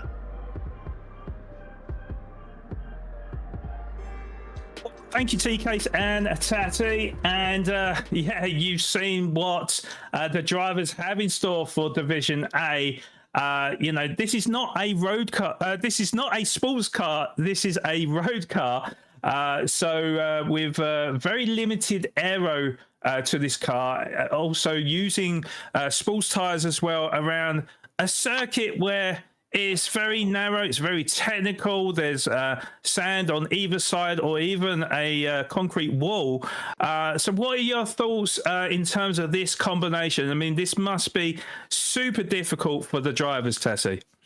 Oh yeah, 100%. Laguna Seca does not play. It's one of my absolute favorite tracks, and it's because it's so hard to get right. But when you do, laps around here feel incredible. This car is kind of weird, doesn't have a lot of grip all around on a track that's already pretty slippery. Laguna Seca is sandy. There's not much grip out there. And from my understanding, this car struggles with front end and rear end grip. So the key to making it through this race will be patience. Drive the car the way it wants to be driven, not the way you want to drive it. Yeah, 100%. And TK, so I mean, we know that you like your sports cars, your kind of unusual types of cars. However, this is a very powerful car, as Tassie's just mentioned. That there's not a lot of grip, and of course, a very narrow circuit as well. Now, would you say that qualifying is going to be key for this race today? It really is. I think so. Laguna Seca is not known for its overtaking opportunities. You're more waiting on a driver to make a mistake in front of you, and I expect we'll see quite a few mistakes. It's sand everywhere, sand and gravel. Tires don't appreciate that. And I mean, if I could give any advice, it's brake early and brake often, because this car is heavy. It has a ton of power, and getting it slowed down and rotated around the corner in a timely manner is not easy. Yes, indeed. Well, I mean, we saw a little bit of, I don't know if strange behaviour is the right word, because, of course, they're all fast in Division A, right? But we definitely noticed with the likes of Jorge, who we, reigning champion of NRL from season 6, didn't get that pole position time. Actually started from P4, but however, he did get the race victory with a perfect execution of his strategies. But we've got a few new drivers in this lineup this season. One of them is MMR's Cotton Ballistics, who actually had a great debut race in round 1, grabbed himself a 5th position, made up 1 position from qualifying as well. So we know that Cotton Ballistics is a man to look out for, as we are riding on board with him now. He's going to be the first driver to come across the line to set a lap time in this 10-minute qualifying, as he goes a little bit deep out of the final hairpin. And this is certainly something we're going to have to watch out for, because the brakes are terrible in this car. He sets a 1:25.0, 3/10 quicker than Talon, but then replaced by S7R Nuke, and then Jorge as well, by a 10th of a second between him and Bobagido, moving up into 2nd position with a 1:24.256. S7R Nukes with 1:24.7. He has gone down into P4 because he is replaced by S7R's Mr. Racing 40 with that 1:24.380. So certainly very close between the top 3. We are talking about 0.2 of a second, but certainly in this qualifying session, I mean, are we expecting the times to be separated by quite a bit, knowing that this car is quite tricky to drive, as we just seen the Kai go onto pole position with a 1:23.967. What are your thoughts, Tassie? That is insane. That is a lap that we're watching Jorge try to beat now, and watching Jorge's input, it's a masterclass in exactly how you have to drive this car. I kind of wish I was out there, but literally following the principle of there is an egg on each pedal. Do not crush the egg. I mean, he is just too smooth with it. I love it. It's like Mighty Ducks, soft hands. Soft hands. Well, there's a saying in the UK, anyone with soft hands is kind of like, I don't know if you have the brand Fairy Liquid in America, like when you do your washing up and stuff, you have that. Oh, I love some Fairy Liquid. I'd be like a spokesperson for that. Fairy Liquid, it probably does like everything you need it to. I'm all about, we have Fabuloso. Fabuloso. Okay. Slight difference. But yeah, certainly the job done. Exactly. It does the hard job so you don't have to. Yes. So anyways, by the way, Jorge, for all his egg handling prowess, can't touch the Kai with that 23.5. He's 6 tenths back. Yeah, I mean, we can see a bit of a separation between the times. At the moment, we are talking just under 2 seconds between the Kai on a pole position, who, yeah, he has actually extended his lead at the top. 1 minute 23.503, a phenomenal lap from KD the Kai, my fellow Brit driver, of course. And yeah, PDX Roland 125.2 in P9 and 0.3 for FAF Slowpoke Rods in 10th position. So 1.8 seconds separating the top 10 positions. And PDX Roland does improve by half a second to move up into P5 with a 1 minute 24.684. Still needs to catch another 0.3 of a second if he is to get at least into the top 4. But we are just over halfway into this qualifying session. TKs, what are your thoughts in this qualifying? Yeah, it's interesting to see the number of drivers diving into the pits now for some fresh softs. We can see here on board with Roland, the tire wear isn't huge, but you know, fresh tires are better, so their drivers are going to have to do an out lap and then get it done. Another thing to note, slipstream really isn't important on this track. I mean, the start finish straight is very short, so you know, trying to get some slip or anything like that really doesn't matter. So it's just a matter of running your pace here. This is not an easy track to throw down a good time. I mean, you're constantly on the edge and you have nothing but sausage curves and kitty litter to thwart you from pushing it too hard. So interesting to see the strategy here with the qualifying times. Yeah, 100%. And KD the Kai, we know that he qualified on pole position in the last round. As I mentioned, it just... The strategy didn't really play out for him, but I feel like there's different dynamics with this race. It is quite interesting that he's that much quicker than the rest of the grid, although we are looking on board with Jorge. Hopefully he's got something to say about that. He's not going to improve on this lap. We've still got just over 2 minutes of qualifying, so we'll see if he can improve and try to take that pole position away from KD the Kai. But yeah, certainly Slowpoke Rods even improves to a 25.3. I think that's about P10, I do believe. But yeah, Jorge has improved on the first sector by just over half a tenth of a second. He's going to need over 6.5 tenths if he is going to take that pole position time away from him. So we'll see whether or not sector 2 will make a difference for him.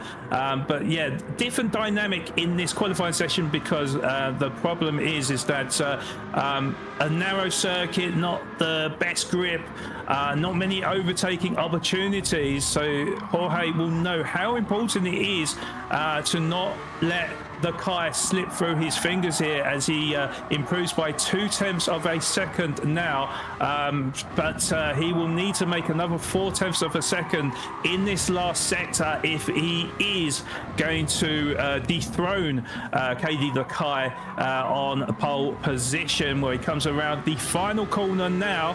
He is looking rather tidy. How much of an improvement is this going to be? Well, it's going to be just over a tenth, but he's going to remain in second position. Tessie. Yeah, just unable to make it work out for him. I think that's going to be... No, he'll have another chance here.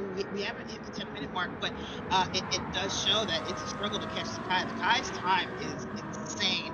Probably need to watch the tape back and see if he found a Mario Kart shortcut. And anything, TK, that you've noticed so far? I mean, I just see Bobagido up into P3. What I'm noticing is how close these drivers are. I guess these cars aren't dependent on aero, so they can follow closely without having to suffer any dirty air. So interesting to see. You typically don't see drivers this close together in qualifying, but because these are road cars with no aero, it doesn't seem to be an issue. Okay, yeah, the slipstream isn't as strong as you think because the lack of downforce in these cars and the lack of aero, as you said. So so you won't be producing dirty air. As we look on board with Cotton Ballistics, he is going to improve by just over 0.3 of a second to leapfrog PDX Roland into P5 with S7R Nuke coming across the line now. Currently P7 not going to improve. Bobba G though does improve by 0.2 of a second to leapfrog Jorge into second position. So saving the best to last. Talon is going to be in P9, 1.5 seconds down on the fastest. Wade improved to a P6 as well. Roland down into 7th position, and I think that is most of the drivers that have come across the line. So I think there may be one other driver coming across the line now. It's Island Grown, but he's at the back of the grid in the P11, not able to improve, and there will be one driver, Kaidi Lakai, who is already on pole position. Can he show off it and improve? No, he won't. He will remain with that 1 minute 23.5, but will start on pole position. But TK, what are your thoughts on that qualifying session? Woo-wee. I mean, look at that. 124, 124, 124, 124, 124, I mean, you can't say it enough. I mean, another tight qualifying, but I mean, the Kai dominating with a 123.5. That is impressive. I'm going to be honest. I did some laps here. My fastest time was a 128. So there's a reason I'm in the booth and not in Division A. What do you mean? I don't get it. I mean, what's 4 seconds, right? You were playing the hards. I was there. Incredible stuff here by these drivers. Yes, indeed. Yeah, it's back-to-back pole positions for Kaidi Lakai this season. So certainly his qualifying pace has been phenomenal. Yeah, Tassie, what are your thoughts on this qualifying session? I just don't even know what to say about the Kai's time. Clearly, he has his PlayStation buttons on the back of his car there to show his mastery of the system. Jorge parked it when he had another chance. He must have messed up like the first sector and just decided he didn't want it anymore. And Bulbagino comes in by less than 100th of a second to take P2. It's going to be an insane battle around here. Yeah, it certainly is. It's going to be who's got the nerves of steel. It's going to be about who can keep it within the track limits as well.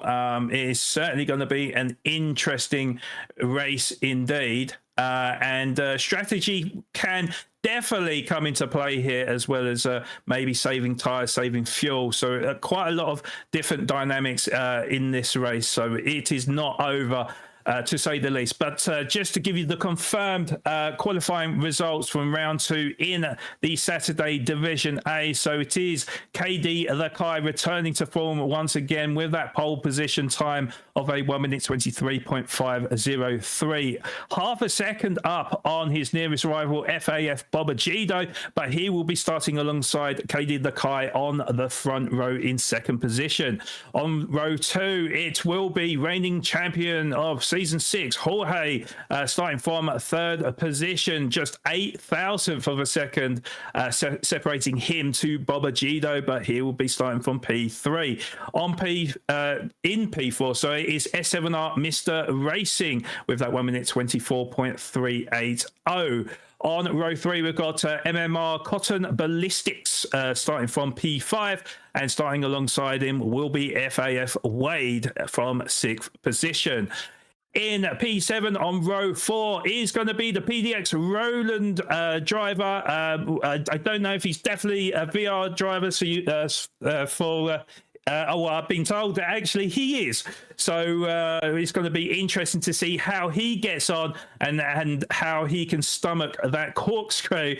He's going to be starting from 7th position, with S7R's Nuke starting alongside him from 8th position. On row 5, we've got FAF Slowpoke Rods starting from P9, and then top 10 position for Talon starting alongside him on row 5, and then on his own on row 6, it will be Island Grown starting from the back of the grid in P11. Oh, okay. So, yeah, certainly a very tight qualifying session.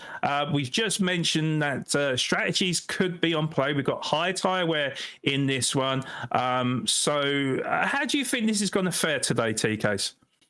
It's going to be interesting. With Division B, they were in Group 4 cars. They had some downforce on a traditional, uh, more European circuit, if you will.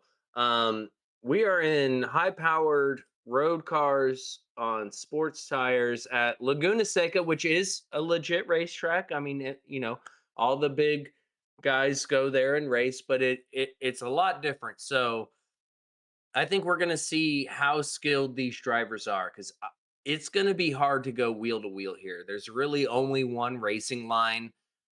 You have those sausages on the apex. So if you try to cut the apex, it's going to unsettle the car. If you try to run a little bit wide, it's nothing but sand. So I expect to see a bit of a shakeup. The Kai definitely showed his dominance in qualifying, but the rest of these drivers are very, very quick. So I don't expect it to be a walk in the park for the Kai, but I do think he could come out to win this race. Tassie, do you agree with TK's sentiments as well? Do you think that there could be a lot of time to be made, maybe in the pits, maybe saving tires, maybe saving fuel? I mean, what are your thoughts with this race combo? Saving tires for sure. Laguna Seca Hmm. will eat your tires up, and we're talking about a car that's already struggling for grip in the first place. Fuel, yes, you got a lot of uphill straights on this track. Most of them actually force you to climb a mountain, basically. So yeah, if you can save anywhere that you can, that'll be excellent. But I think anybody in the top three can win it. The Kai's lap time was blazing fast, but while I don't know what his other lap times were, I noticed that he did not improve upon it. So, maybe he can't repeat that. Um, and and I think that a lot of people being fast on this track will push a lot of mistakes in the car that you can't make mistakes Okay, yeah, it's certainly going to be interesting. I've just had a bit of an update in chat where apparently I think we're resetting the lobby at the moment, so it will be a couple of minutes until we get this race underway. But yeah, certainly agree with everything you said there. I mean, I did a little bit of testing, not too much. I mean, I'll be honest with you, I didn't like the car. The car, it had a mind of its own. I think is fair to say. A lot of understeer going into the corners, and you had to be the smooth operator on the exit, which is not always my best trait. I know I've already mentioned it once in this stream, and I'm going to mention it again. It's going to be squeaky bum time for a lot of the drivers, particularly how close the grid could be as well. Applying that pressure to the driver, you only really have to sort of kind of get on the power maybe a bit too early, or you stamp on it a bit too much or something, and you can lose the rear end of this car. So it's I know that Division A drivers, they make it look easy, but it's certainly not easy for any of the drivers here, and mistakes could also prove to be pivotal in this race, I think, TKs. Yeah, I agree, and it's always interesting when you have a car that is both understeery and oversteery. like what are you doing, car? What are you doing? That's why Ferrari should be mid-engine, but obviously they've decided to do some FR action as well, and it's a great looking car. But I mean, brake early, brake often, maybe exit the corner in a higher gear than you should. Um, and I think we touched on it a little bit. The pit stop here, if you're not getting fuel, it's a long pit stop. The pit exit is so long. And obviously fuel is going to be an issue here. While in Division B, fuel was not a problem. Here they're going to either have to save fuel or take fuel. And if they take fuel, that's just going to make that pit stop longer. We could see over a minute long pit stop if drivers have to refuel. So that's definitely going to be huge on the strategy. I know some people have talked about a no stopper, just doing mediums the whole way. If you think you can do that, more power to you. But I imagine we see a lot more one stop with soft softs running. Yeah, indeed. And Tati, do you think that it then hands the advantage maybe to the drivers behind? Because obviously the leader is going to be setting the pace, but then it does give the opportunity for the drivers behind to maybe save more fuel and maybe leapfrog them in the pit lane. Is that what you think as well? It could be. I mean, the car it's pretty tall, so it does punch a decent hole in the air. However, it's not very wide, so I don't know how much the slipstream is worth here. The straights aren't that long. I think slipstream will maybe help get you closer for like a turn one dive if possible, but I don't think it's going to be good enough for saving fuel. Okay, well, great insight to our commentators for today, and we are about to get this one underway then.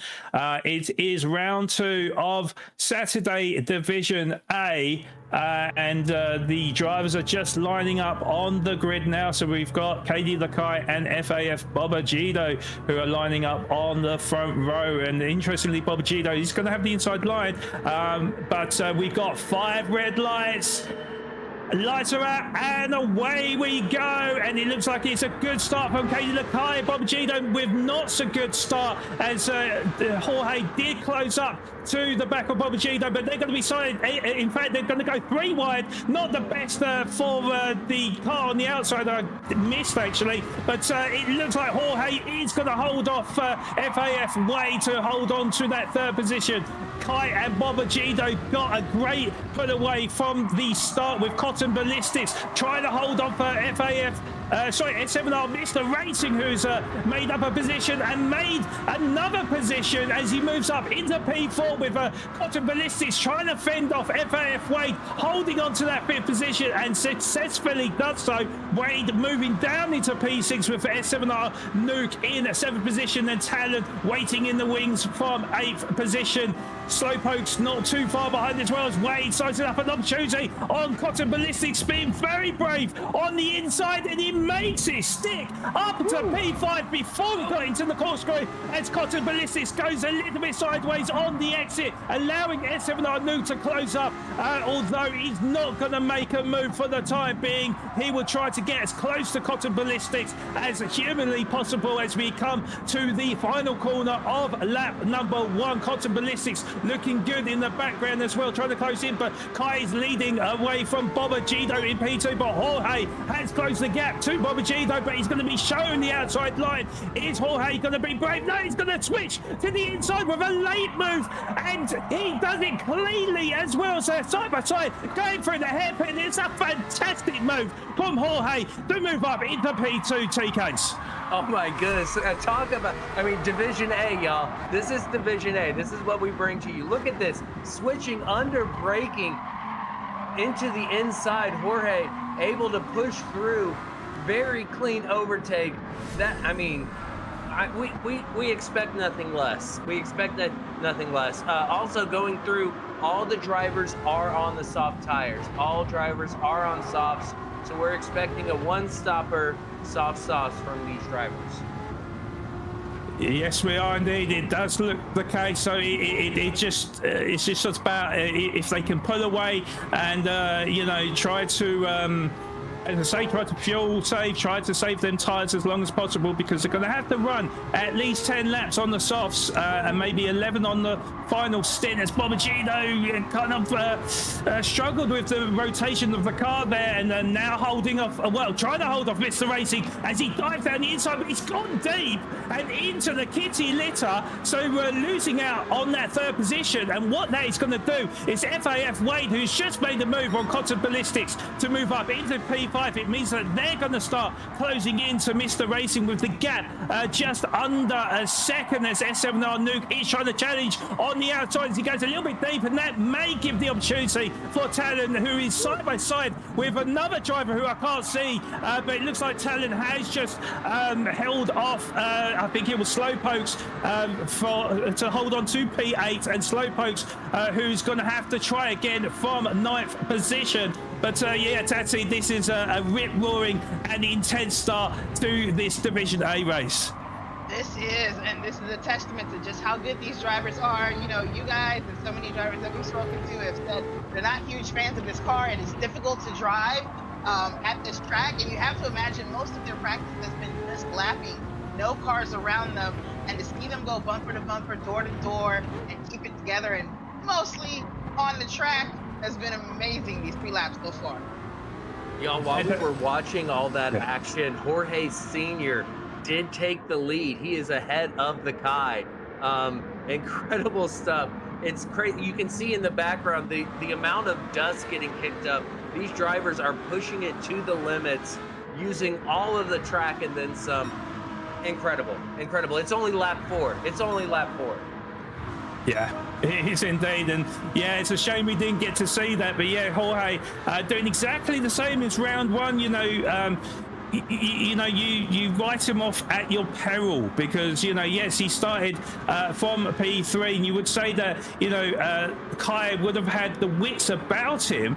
But Jorge, when he applies his mind to something as Cotton Ballistics goes a little bit squarely on the exit, does well to save the car to try and battle for that P5 over FAF Wade. But the Kai, unfortunately, caving in to the pressure that Jorge put on him to lose the lead of the race, and Kai will be looking to try and follow Jorge to maybe try and battle back to grab the race victory. But Cotton Ballistics is now showing a nose on FAF Wade as we approach the corkscrew, but pulls out for the time being. But just letting Wade know that I am there, and you will need to look in your mirrors, and he'll be hoping that Wade will be looking more in his mirrors than the road in front of him. Cotton Ballistics looking rather competitive at the moment as he tries to send one up the inside, but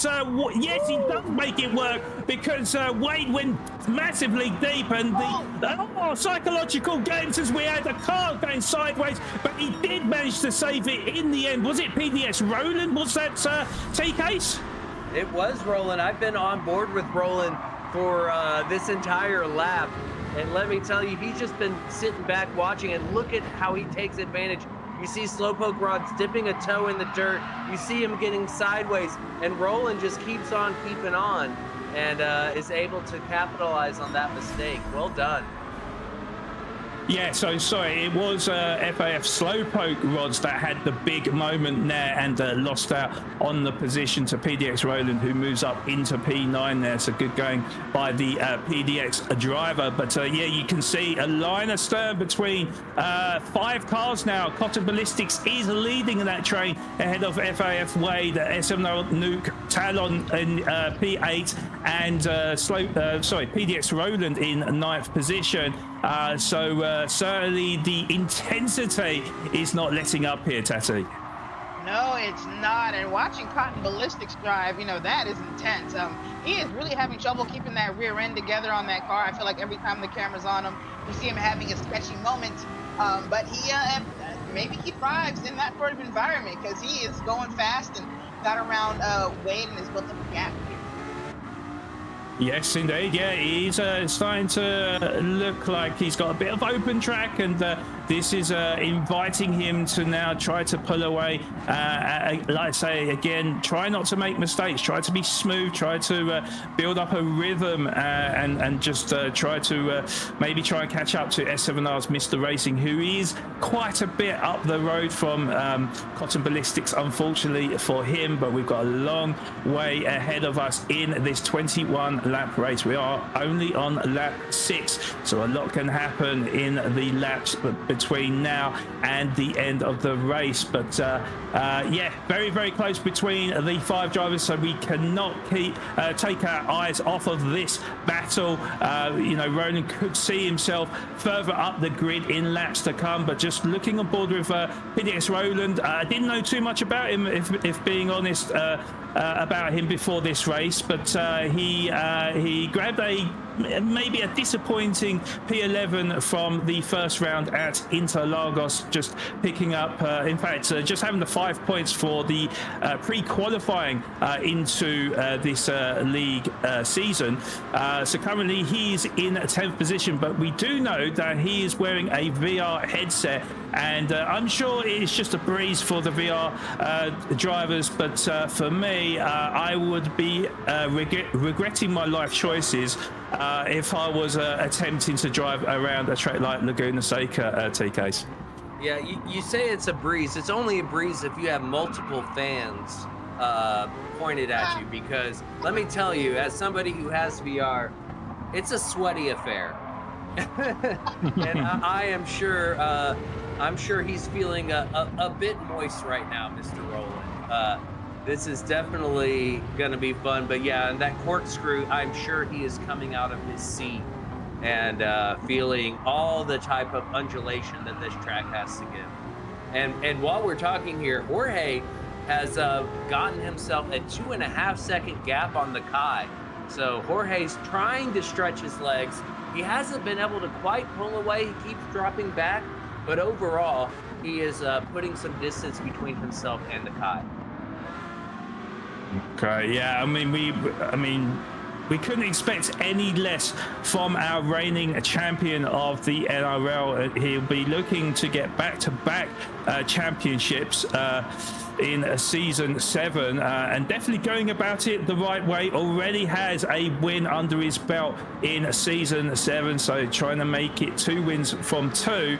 But yeah, looking on board with S7R Nuke at the moment, who is caught in this sandwich between Wade and Talon. He is starting to pull away from Talon. 1 second is the gap between the two drivers, and he is just over half a second behind FAF Wade, who is in 6th position right now. But yeah, certainly at the moment, this is probably the closest battle, as it looks like Talon is fending off PDS Rowland, who was looking to size up an opportunity as we go through the next turn as well, and keeping it nice and tidy between the two drivers. But is there going to be an opportunity here? Not quite for PDS Rowland, but he is going to keep the pressure on to Talon as we go up the hill past the VP side onto this left-hand king. And it's really more than a left-hand king. You have to avoid the sausage as well and avoid the kitty litter on the outside, but as clean as a whistle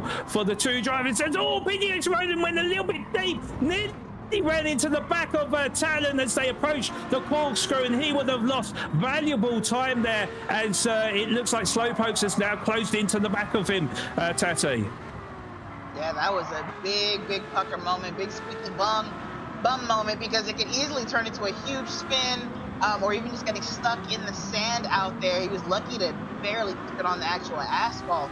That was amazing of him to hold on to the car there, but he'll think a little bit. He'll think a little bit before the braking zone next time. Yeah, but what I will say, though, I mean, that was brilliant sportsmanship from Rowland, because he could have, quite easily ran into the back of him, but pulled out of it, sacrificed his position to not ruin somebody else's race. So fair play to PDX Rowland. He will be kicking himself for that moment. But again, we've still got 11 laps of this, or 12 laps of this race, really. So a long way to go here, but it's looking like Wade and Nuke are having a very steady race at the moment. I think they feel it's important just to preserve them tyres right now. It's looking like it's a one-stop strategy, the softs that they're going to be running. You can see that the rear tyres are really degrading right now, and this is where the car becomes a real handful, because the car is reliant on its rear grip, and once they get to that kind of last quarter, that's when the squeaky bum time really does inflict its pain, TKs. Indeed, and we're already seeing somebody making a move, perhaps for the undercut. We know it's a long pit stop here, halfway on fuel, 49%. That's S7R Nuke coming into the pits we are not halfway done with this race, so I imagine he will need to take some fuel as well as change onto some fresh softs. So we see our first pit stop here, and I imagine several other drivers are going to follow suit. Right, okay. Yeah, well, this is the very important pit window. Do you run 10 laps on the softs? Do you run 11 and have slightly fresher tyres? As Kai goes very squirrely on the exits, and he would have lost a little bit of time to Jorge as they go deep onto the brakes, approaching the corkscrew. So a scary moment there for KD the Kai, but was able to regather his wits and keep moving forward. Yeah, certainly we do need to keep an eye on the midfield pack, because certainly it's looking very, very tight just looking at the map there, TKs.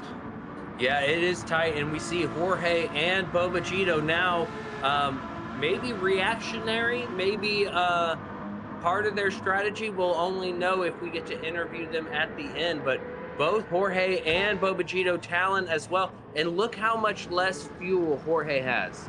37% fuel, whereas Bobagito is at 46%. So different fuels. That's going to allow perhaps Bobagito to leapfrog Jorge here in the pits. Only time will tell. Jorge taking 55, 57, 58, 59, 60, 61, 62, 63% fuel from Jorge. And yes, that does allow Bobagito to come out ahead. Wow, what a move by Bobagito, managing the fuel. Oh, it's on, y'all, it's on. It certainly is, yeah. Clever smart play from Bobagito as he does get the jump on Jorge with a little bit less fuel and obviously doing a little bit more fuel saving as well. But Tati, of course, the Kai deciding to go one lap further on them soft tyres. I mean, it does mean that he's going to be a little bit slower. Jorge challenging Bobagito as he switches from the outside to the inside. Bobagito read his intentions, but they are still side by side as we go up the hill for this left-hand kick, and Bobagito affords the space for Jorge. Jorge being as brave as you like as he retakes that third position away from Bobagito as we go into the corkscrew, Tati. Yeah, that was amazing. He obviously wants to make sure he chases the Kai. He did get leapfrogged in the pits, but he needed to immediately attack so he can run up and basically try to limit the success that the Kai gets with his overcut. Nuke, of course, went for the undercut. We're going to watch that and see how it works. Both drivers are looking for clean air, and let's see if it helps him out. Yeah, well, Nuke came out. He did his lap, and he just got sandwiched in between Cotton Ballistics and Talent. So he is now in P8, sandwiched in between Cotton Ballistics and Talent, who have both pitted as well. Island grown into pits. They're all going to overtake him. So very interesting to see how this is all playing out. I love it. I love it. I love it. Yeah, indeed. Ahead of Jorge, the Kai. Wow. Yes. The overcut seems to work for the Kai. Yes, he did. Yeah, he saved a lot of fuel on his first stint, and that meant that he didn't have to spend as much time in the pit lane. And yes, he has developed a 4.5 second lead. Last time we looked over Jorge, who has reclaimed second position ahead of Bobagito in third. We saw S7R Nuke go a little bit wide there and a little bit too close for comfort for him, I'm sure.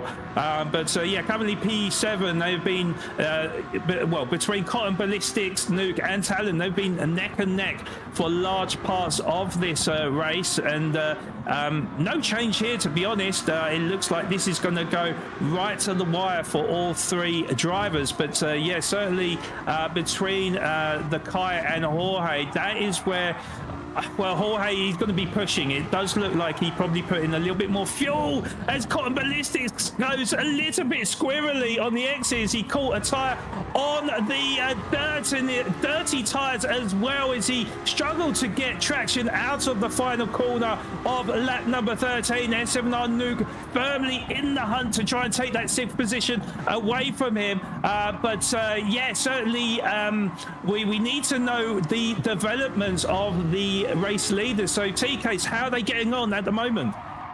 Yeah, the Kai is up almost 6 seconds now. He's got just under half a tank of fuel, so he's good to the end.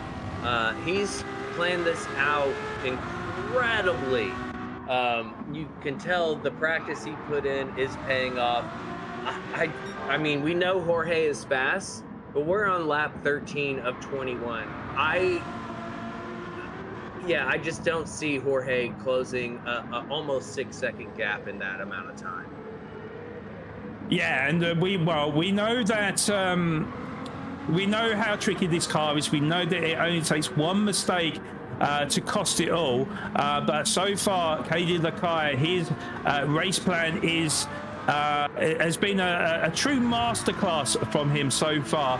Yeah, he's actually the fastest man on circuit as well, with the fastest lap time of a 1 minute 23.8. So proving that you know, his race pace is just as fast as his quali pace, just 0.3 of a second off of that quali time that he put in. So Kai looking supreme out there right now in front of Jorge, who will be trying to take the fight to him in the league season of the Saturday Division A, with Jorge one race win to him at the moment. Kai looking to grab a race win for him, but yeah, certainly a lot of battles going on at the moment. And as I said, I think it looks like Talon has closed the gap to S7R Nuke by a couple of attempts here.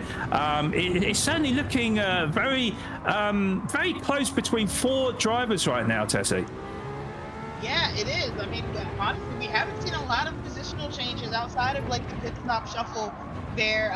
We've seen a couple of moments, especially early on in the race, when people were bunched up, but much like qualifying, everyone's pace is very, very close, very similar. So it's hard for people to catch up to the car in front of them. And then, you know, passing in a car that's barely got enough grip to like run the race line the way it should be is easier said than done, rather. Yeah, indeed. Well, it's quite rare actually to see pretty much a whole grid running the same strategy. But you know, for me though, when I was testing as all slowpoke rods, I think I'm going to struggle with that name all race here. But yeah, he went a little bit squirrely out the last exit, but PDX Roland not able to take advantage at this stage. But yeah, it's very unlike drivers to go with the same strategy, but I think in testing, BDS Roland with the slightest of nudges on slowpoke rods. Luckily, no damage was incurred for either of the drivers there. But yeah, I don't think any of the drivers were confident enough being on the medium tires. There was suggestions that the medium no stopper could have been a viable strategy, but it didn't.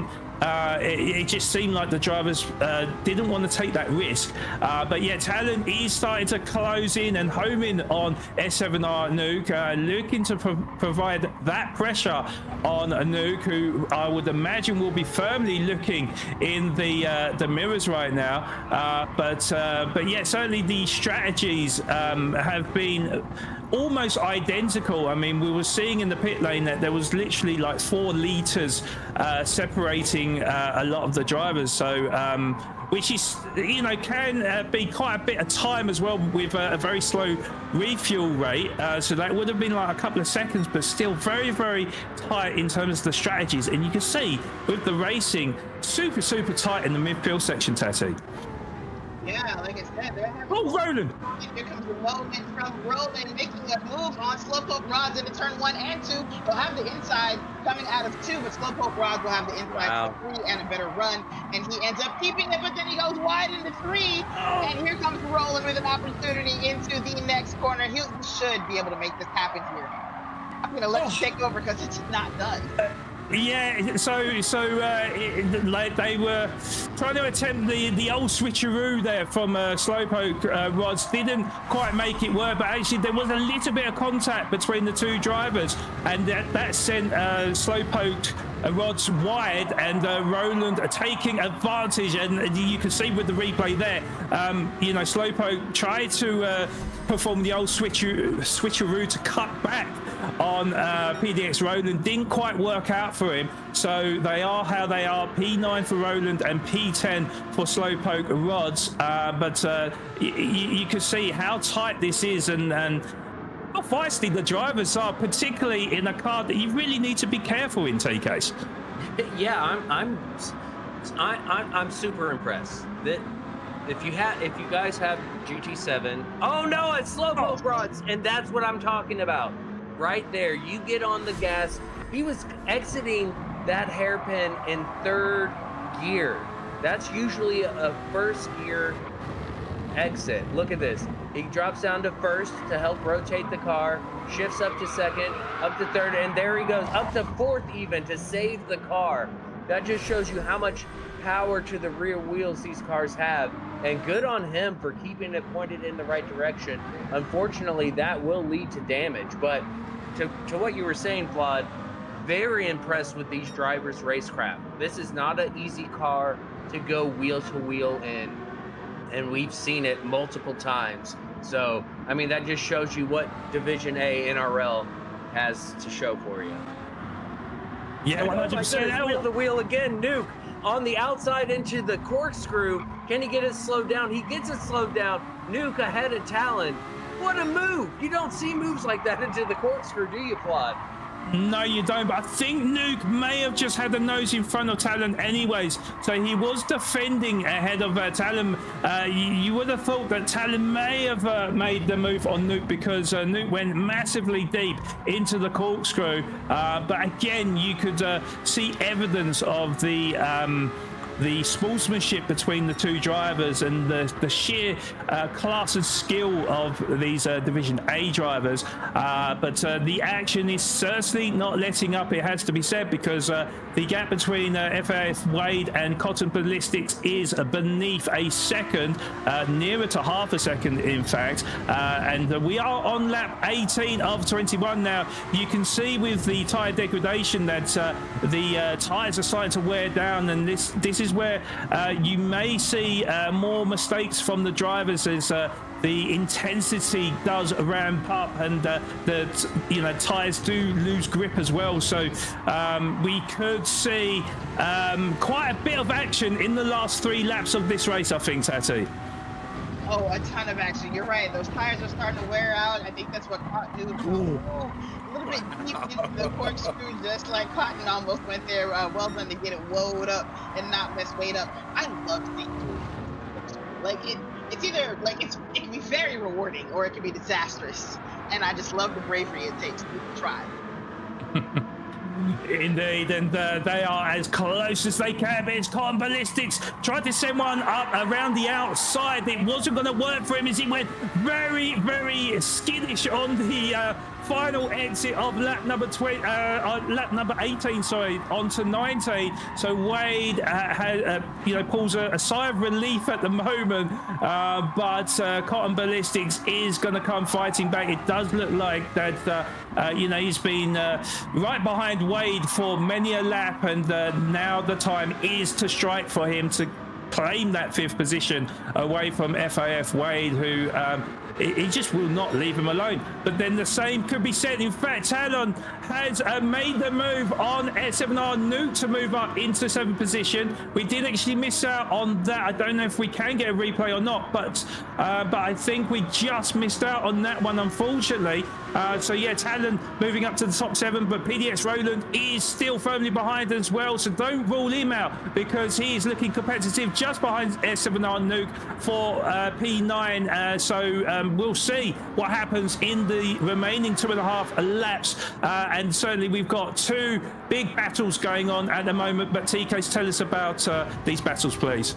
Yeah, luckily I was on board with Talon during that overtake, and it was a masterclass of diving up the inside for the 1-2, turns 1 and 2, and he just got it done. But now he is back under threat from Nuke.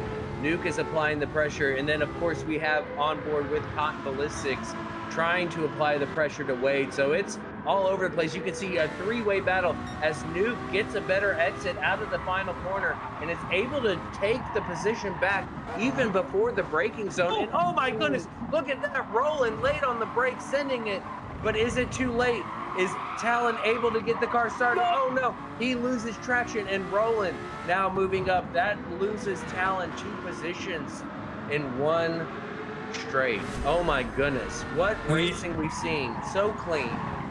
Indeed, yeah. I mean, we saw to and from, really. PDX Roland sent one down the inside. Talon, negotiated it well until the exit, where he tried to get full on the power on the exit. But when you're still turning the car and you go full power, that's exactly what happens. The car likes to drift. And PDX Roland, as I said, it was a brave move to go down the inside. But as I said, Talon did read it. Unfortunately, wasn't able to react in the correct manner.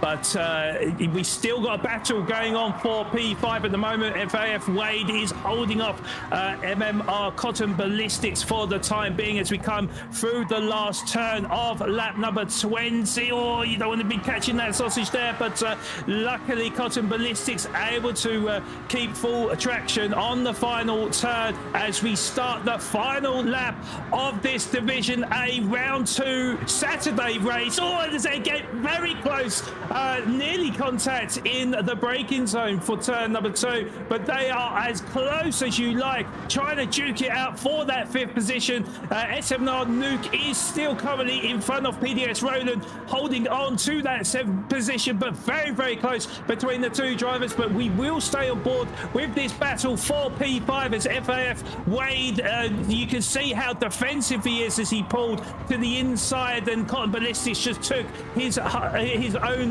line. But is there anything else going on at the moment, though, TK's behind?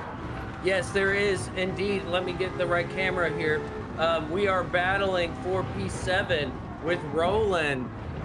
Sorry about that. Now we got it in the picture-in-picture because I can't click the right buttons. But there we go. Battle for P7 is on, and just behind Roland is Talon. So Talon not far off. If a mistake is made up ahead, he can surely get the job done. And we see the Kai has won the race. Jorge and Bobagito finishing out the podium. But the battle is within the midfield. FAF Wade able to hold on, getting ahead of Cotton Ballistics. No fuel left, and here we are. Here's that 3-way battle for P7 as they come across the line. It's Nuke, it's Roland, it's Talon. Oh my gosh, what a race. What a race.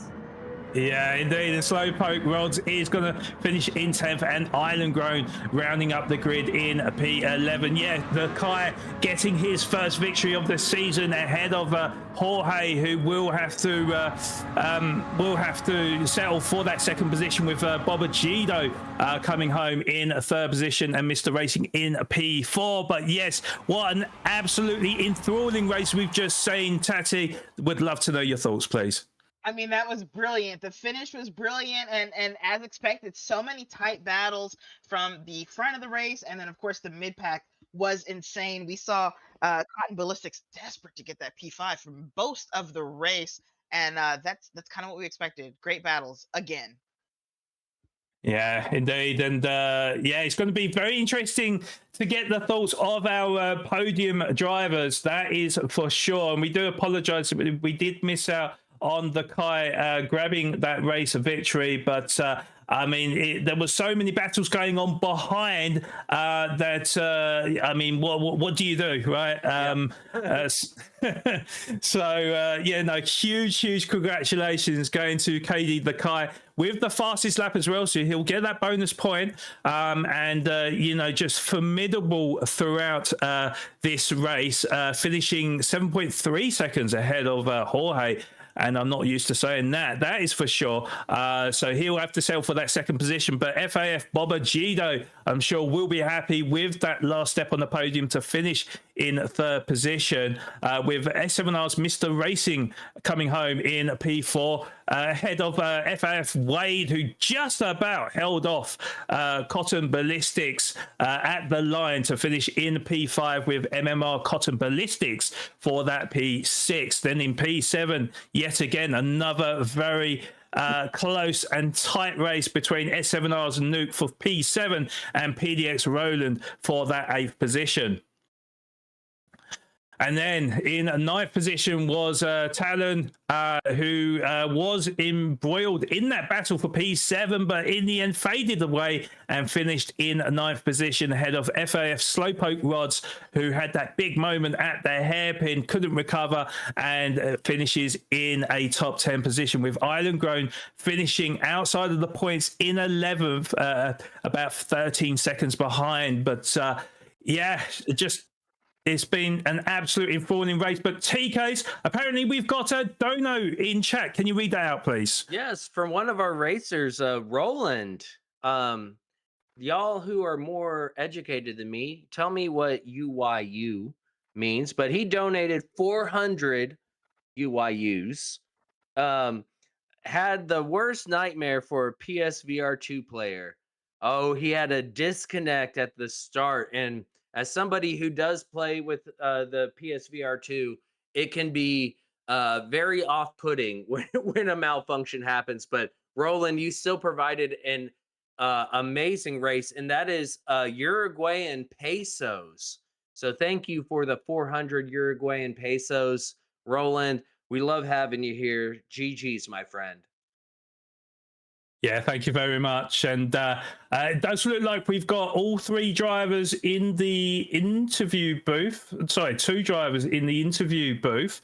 So we're going to go to our third place finisher. That is Bobagido.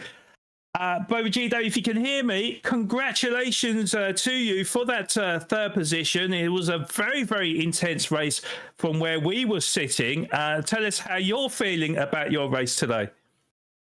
Hey, yeah, thanks, Bob. Pretty good, pretty solid.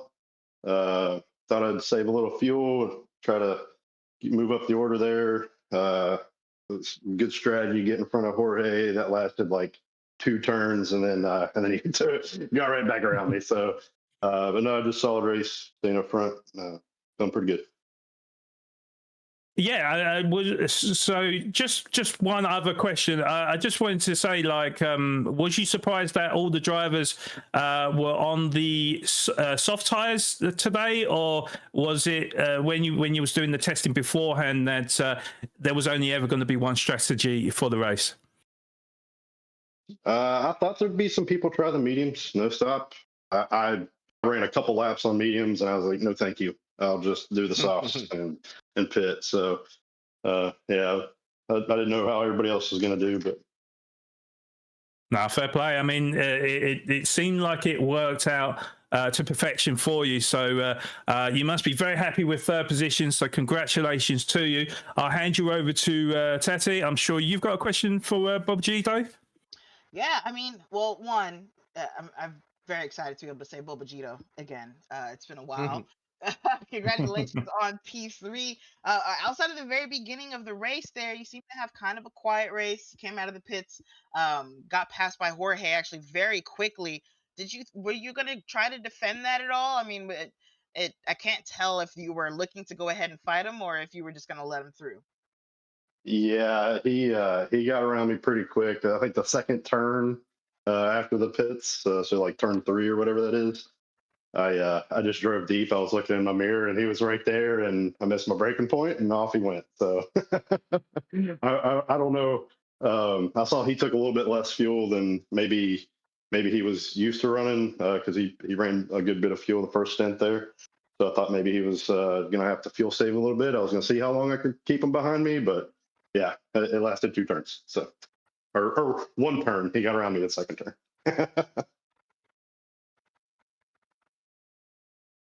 Well, nice job. Either way, we appreciate you so much. Congratulations. Yeah, I just want to ask, I mean, we saw your pit strategy worked out, but obviously Jorge was able to get back by you, but how were you saving fuel? Yeah, I was just shifting about 1,000 RPMs sooner. I was coming out of turns in a higher gear. Instead of coming out in third, I was coming out in fourth. And I'd hold, instead of downshifting for rotation, I just wouldn't downshift for rotation. I would just hold that higher gear. And so that's basically it. Oh, And it was about a half a second, maybe more, on your lap times. Slowed you down a little bit, but you save so much time. You save like 10 plus seconds in the pits by doing that. So we determined it was well worth it. So yeah, it definitely was. We watched it happen in real time, and clearly, I was excited when I saw the difference in fuel when you guys pitted. Um, I was like, "Oh, Boba Jita did something cool here." So awesome, and well done to you. Good to see you on the podium, my friend. thanks, buddy. Cheers. Yeah, cheers, Bobby G, though, and congratulations. Okay. Oh, thank you. And to our second place finisher then, I mean, it was another great performance from you, Jorge. My question to you, I would say that you almost repeated the feat from round 1, where you perhaps, on your standards, maybe didn't have the best qualifying, but then you try to make it up in the race by going a bit more aggressive. Tell us how that's kind of like played out for you, and how your race went on as well. You might be muted, Jorge. Oh, okay. I think we're having some technical issues at the moment. We'll try and get. Oh, there he is. Go. Yeah, sorry about that. I missed your whole question. You want to give me the abbreviated version? How are you so fast? Yeah, I really didn't. I didn't put enough time into the fuel saving aspect of the race. I basically just was like, I knew it was going to be a deal or a thing, and I was just going to short shift it. And then I thought I was sort of enough. I mean, I knew I was burning a little too much fuel when I was out in front. And then when we went into the pits and I think I had like 37%. Everyone else had 45 around there. And I was like, oh, I'm cooked. So I just didn't really do, good enough of a job with that. Katie was very fast. So yeah, it was a tall order today for me. I actually went into it hoping for a second. So I'm pretty happy with the result, I guess. Was you hoping that maybe Katie Lakai was going to make a mistake? Because we know how difficult these cars are to drive. You have to be every bit of a smooth operator, really, isn't it? I mean, a lot of short shifting, a lot of fuel saving. Did you think that maybe that Kai would feel the pressure, maybe, and hope that you could close the gap? What are your thoughts on that one? No, I mean, not really. I don't really ever expect people to make mistakes. I think Katie's very fast, and I don't know if it's Katie or not, but I know there's at least several people in the league that do a lot of street cars, and they get really good times in the time trials with the road cars. So I can't remember if that's Katie or not, but I thought it might be, and I thought Katie this might be his cup of tea. So whereas for me it's not. So I was doing my best. Felt like I actually blew qualifying again. I don't know what my deal is. Just like feeling the pressure, I guess. I don't know.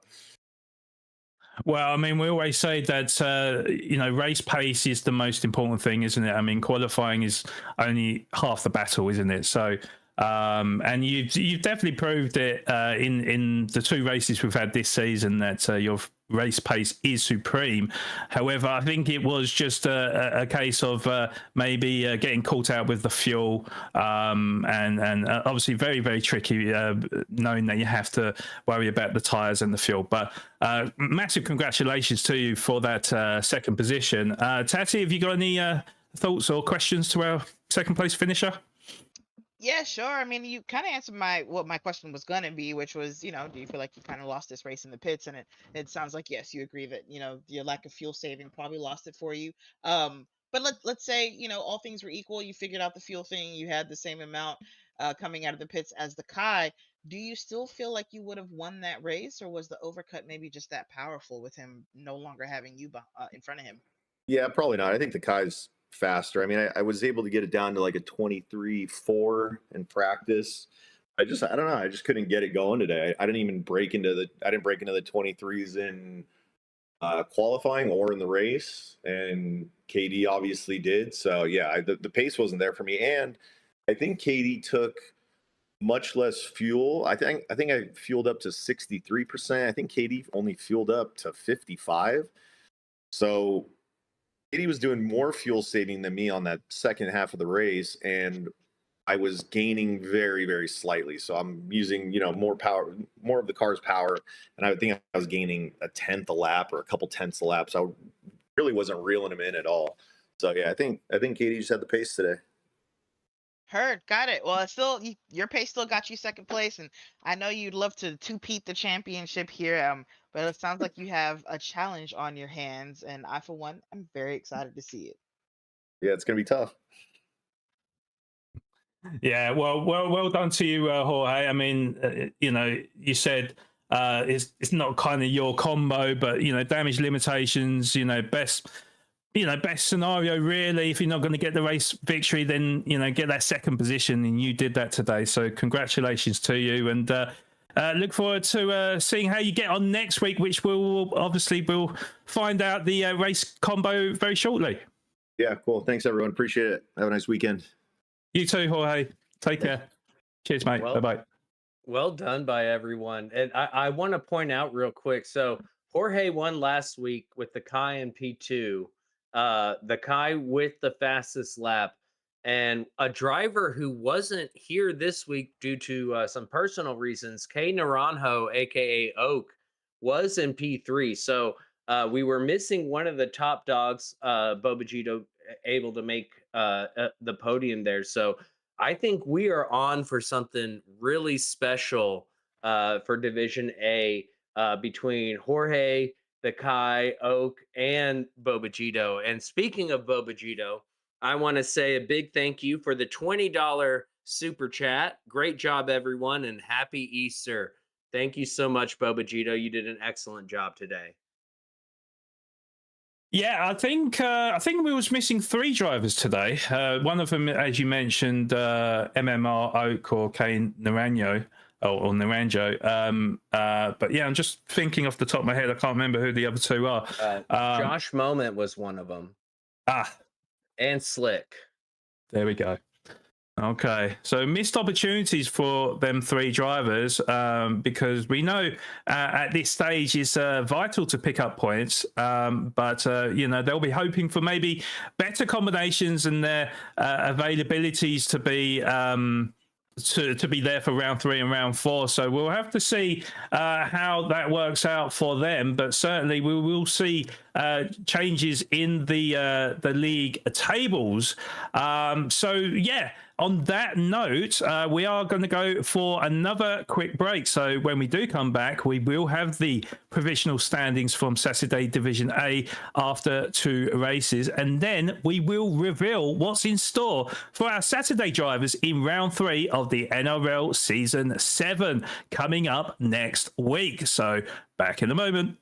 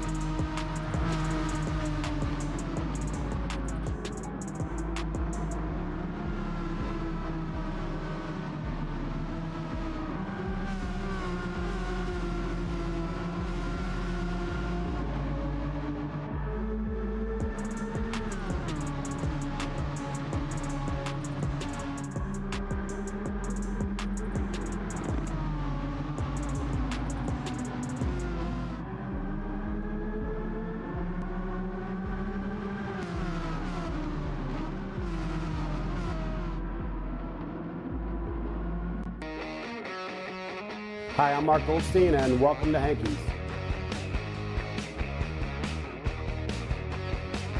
We are located in the heart of Old Town Florissant, 901 North Lafayette, a few blocks down from Sacred Heart Church and Hendel's Market Cafe. This local establishment started in 1926. The Hankies family bought the bar from the Schraders in 1955 and then turned into what it is today, Hankies Tavern. And in 2021, a group of local investors became owners of Hankies Tavern. Recently, we went from a dirt pile to a full-fledged patio, which has bags and washers, entertainment on Friday, Saturday night, which we hope to extend that. We have extended our kitchen hours, which is a request for many, many years. We do have draft beer back after a 12-year lull of no draft beer. We have brought that back with Budweiser as our mainstay, since this was a Budweiser bar in 1926, right before Prohibition. We're still doing the crinkle cut fries and our cheeseburger platters, but now we have a couple new creative ideas that our kitchen staff has came up with. So come in and try our homemade chicken lollipops. We smoke them fresh daily and then fry them and top them with a Asian butter sauce, and then topped with green onions as well. That's our biggest hit right now that we have on our menu. Each and every day we make fresh sauces, and we take pride in that. We feel like we have a very good variety of sauces that pair well with our appetizers. Whether you want to come in here for lunch with just you and a buddy, or you want to come in here with you and your whole group of people, whether it's 20 people, 200 people, we feel like we can accommodate everyone and anybody. As of this year, we've done something that it hasn't happened in the history of this establishment. We do accept credit cards. We established a Hankies Helps non-for-profit organization that reaches out to friends in need. Hankies is a community bar. We have a lot of the regulars from years past still attending. We have a lot of the regulars that have left our area that are coming back in droves to see what's going on. Hours of operation is from 11 a.m. to 1:30 a.m. The kitchen hours are from 11 a.m. till 8 p.m. Monday, Tuesday, Wednesday, and Thursday, Friday, Saturday, 11 a.m. till 9 p.m. Find out more information about Hankies on our Hankies Facebook page, Hankies Tavern. We put the band, when the bands are going to be here, the events are going to be here. Come join us at Hankies Tavern for a burger and a beer. You'll enjoy all the new items that we have, and you'll enjoy all our new improvements. So we look forward to seeing you in the future. Again, join us on our Facebook page, or you can call us at 314-386-1525 to get a carry-out order, or if you have any questions.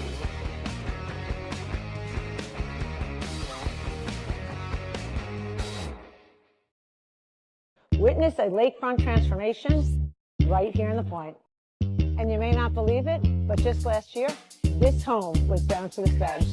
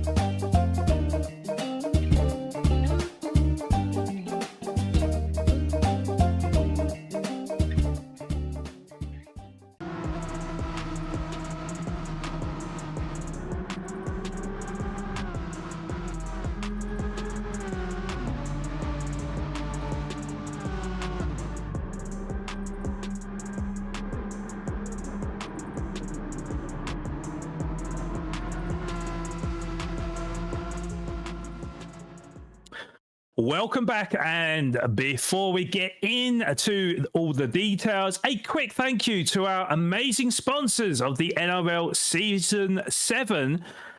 So a big thank you to DGDR, that is Dumb Guys Do Racing Podcast, or as eloquently as TK named it, it's Dumb Guys that do racing. And Trails End Construction, Henke's Tavern, and Little J CPA for your continued support throughout Season 7. We really, really appreciate it.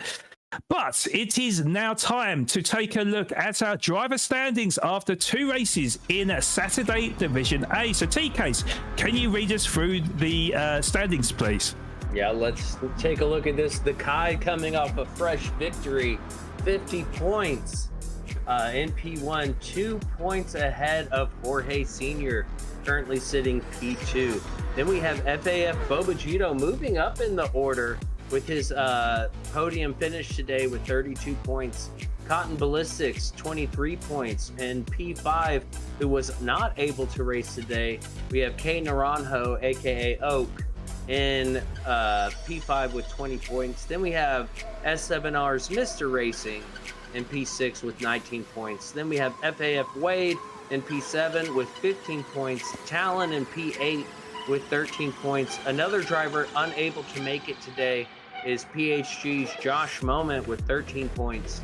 Then we have S7R's Nuke with 10 points in P10. That worked out nicely. Then we have in P11 PDX Roland with 9 points. Then we have FAF Slowpoke Rods in P12 with 8 points. Island Grown in P13 with 5 points. And then another driver unable to make it today, Slick SHVR2 in P14 with 5 points. Thank you, T-Case. Yeah, very close at the top of our standings in Division A Saturday. But the all-important thing now is the next round for our divisional drivers for Saturday. Firstly, for Division B.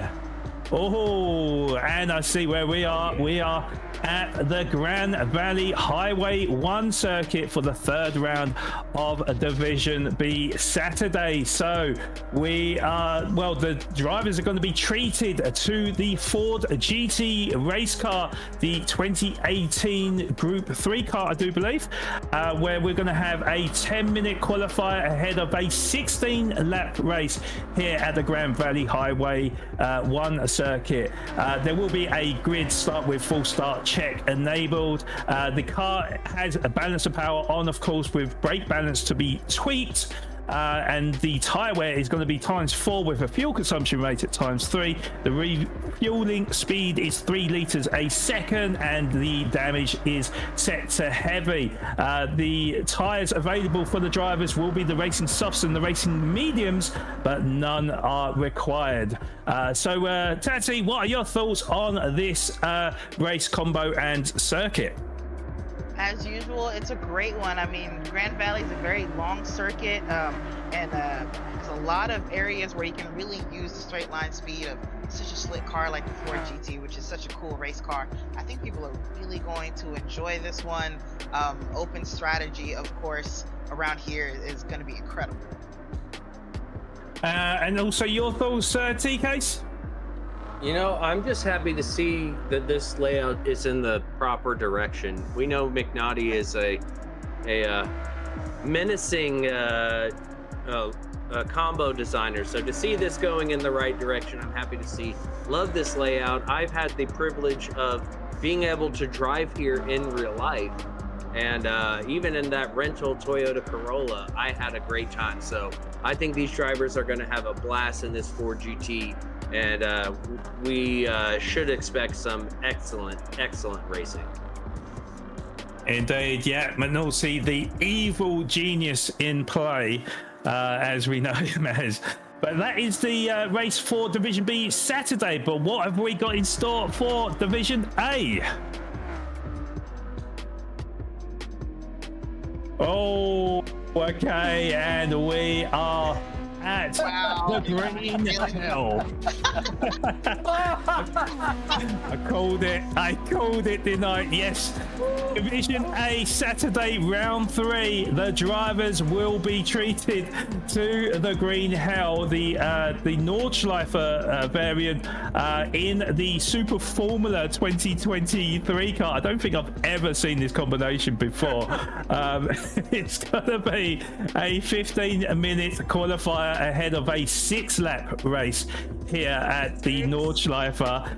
It is a grid start with full start check, which is going to be a nightmare for the drivers, even just with that one. The balance of power actually is turned on.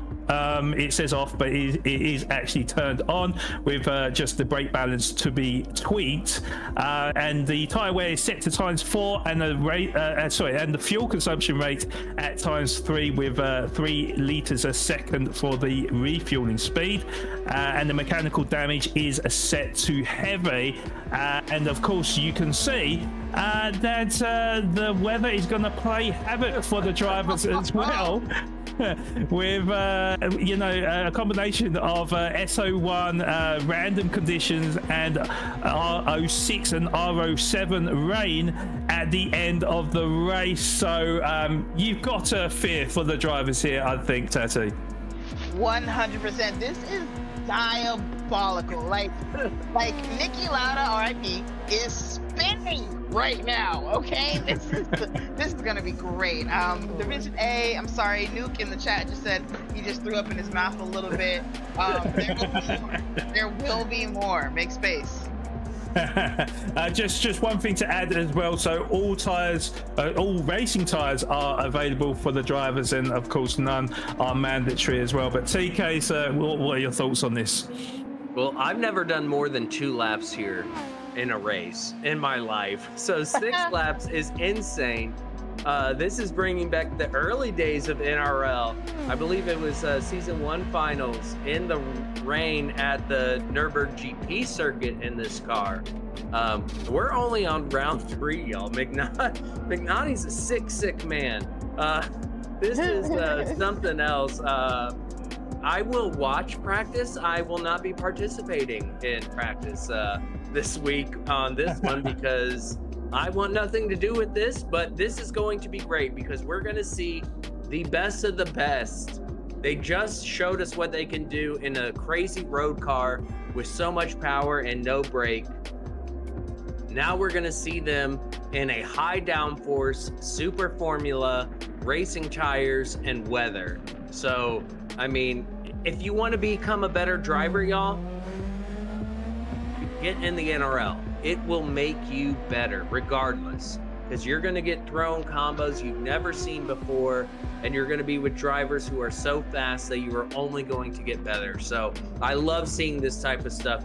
Is this one for me? Absolutely not. Am I excited to be a part of it? Absolutely.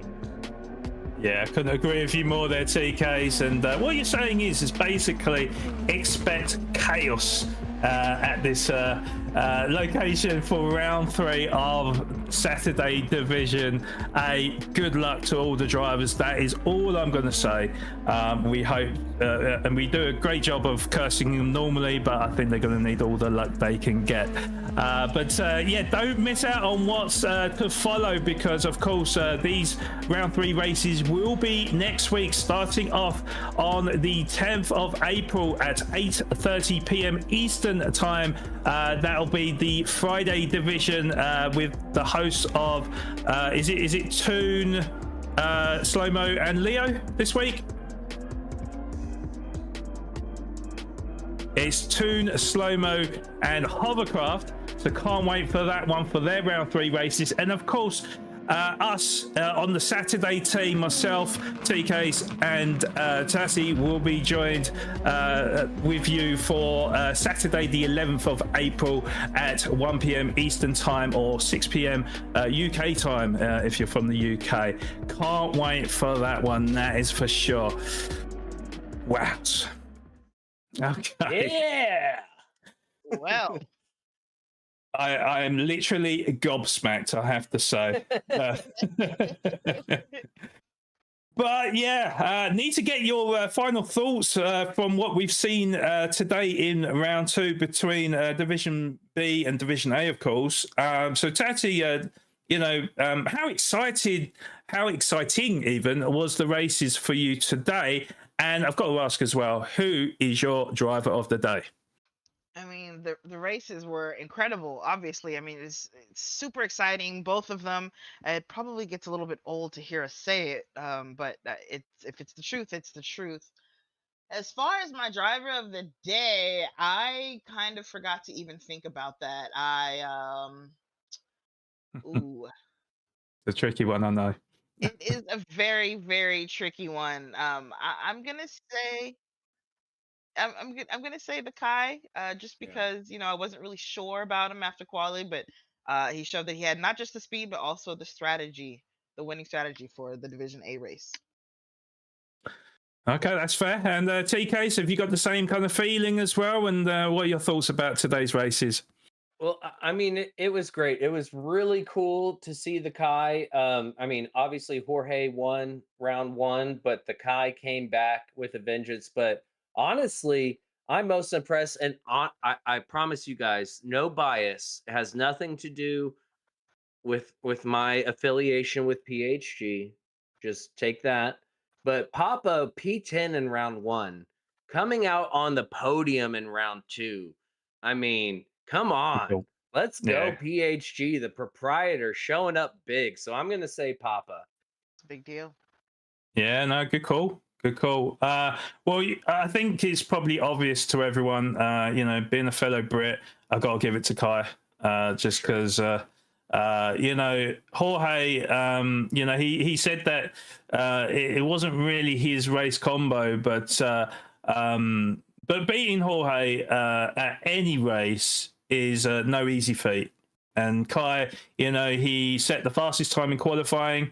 Back-to-back pole position times this season, and he lost the lead at the early part of the race as well. So you could have been forgiven that maybe Jorge was going to run away with the race victory, but Kai kept it calm, he kept it cool, he stuck to his guns with the strategy, and he pulled it off to a brilliance really from him. Kai gets my driver of the day accolade, I think. So fair play. But yeah, what a fantastic couple of races we've seen today, and obviously you've now seen the combinations for round three. So the action and the excitement is definitely not done. That is for sure. But that is all we have time for today. So thank you to everyone that has watched the stream today, and all the love and support that you continue to give us on a weekly basis. We'll be back for round three next weekend, April the 10th and the 11th. But I've been your main host, Flawed Genius Gaming, signing out for another week. But Tati, I'll let you say your goodbye to all our viewers. Yes, I've missed you all. Thank you so much for coming to see us, and I can't wait to see you next week. Goodbye. And T-Case. Indeed. Don't forget to like and subscribe, y'all. McNaughty's doing, it's incredible what McNaughty does, and I think y'all are seeing it on screen. Know that this isn't easy, so please show McNaughty some love. And I'll just say later, y'all. And once again, thanks to everyone for your continued support of the NRL Season 7. So stay safe out there and have a great end to your week. And we'll see you next week for round 3. Bye-bye for now.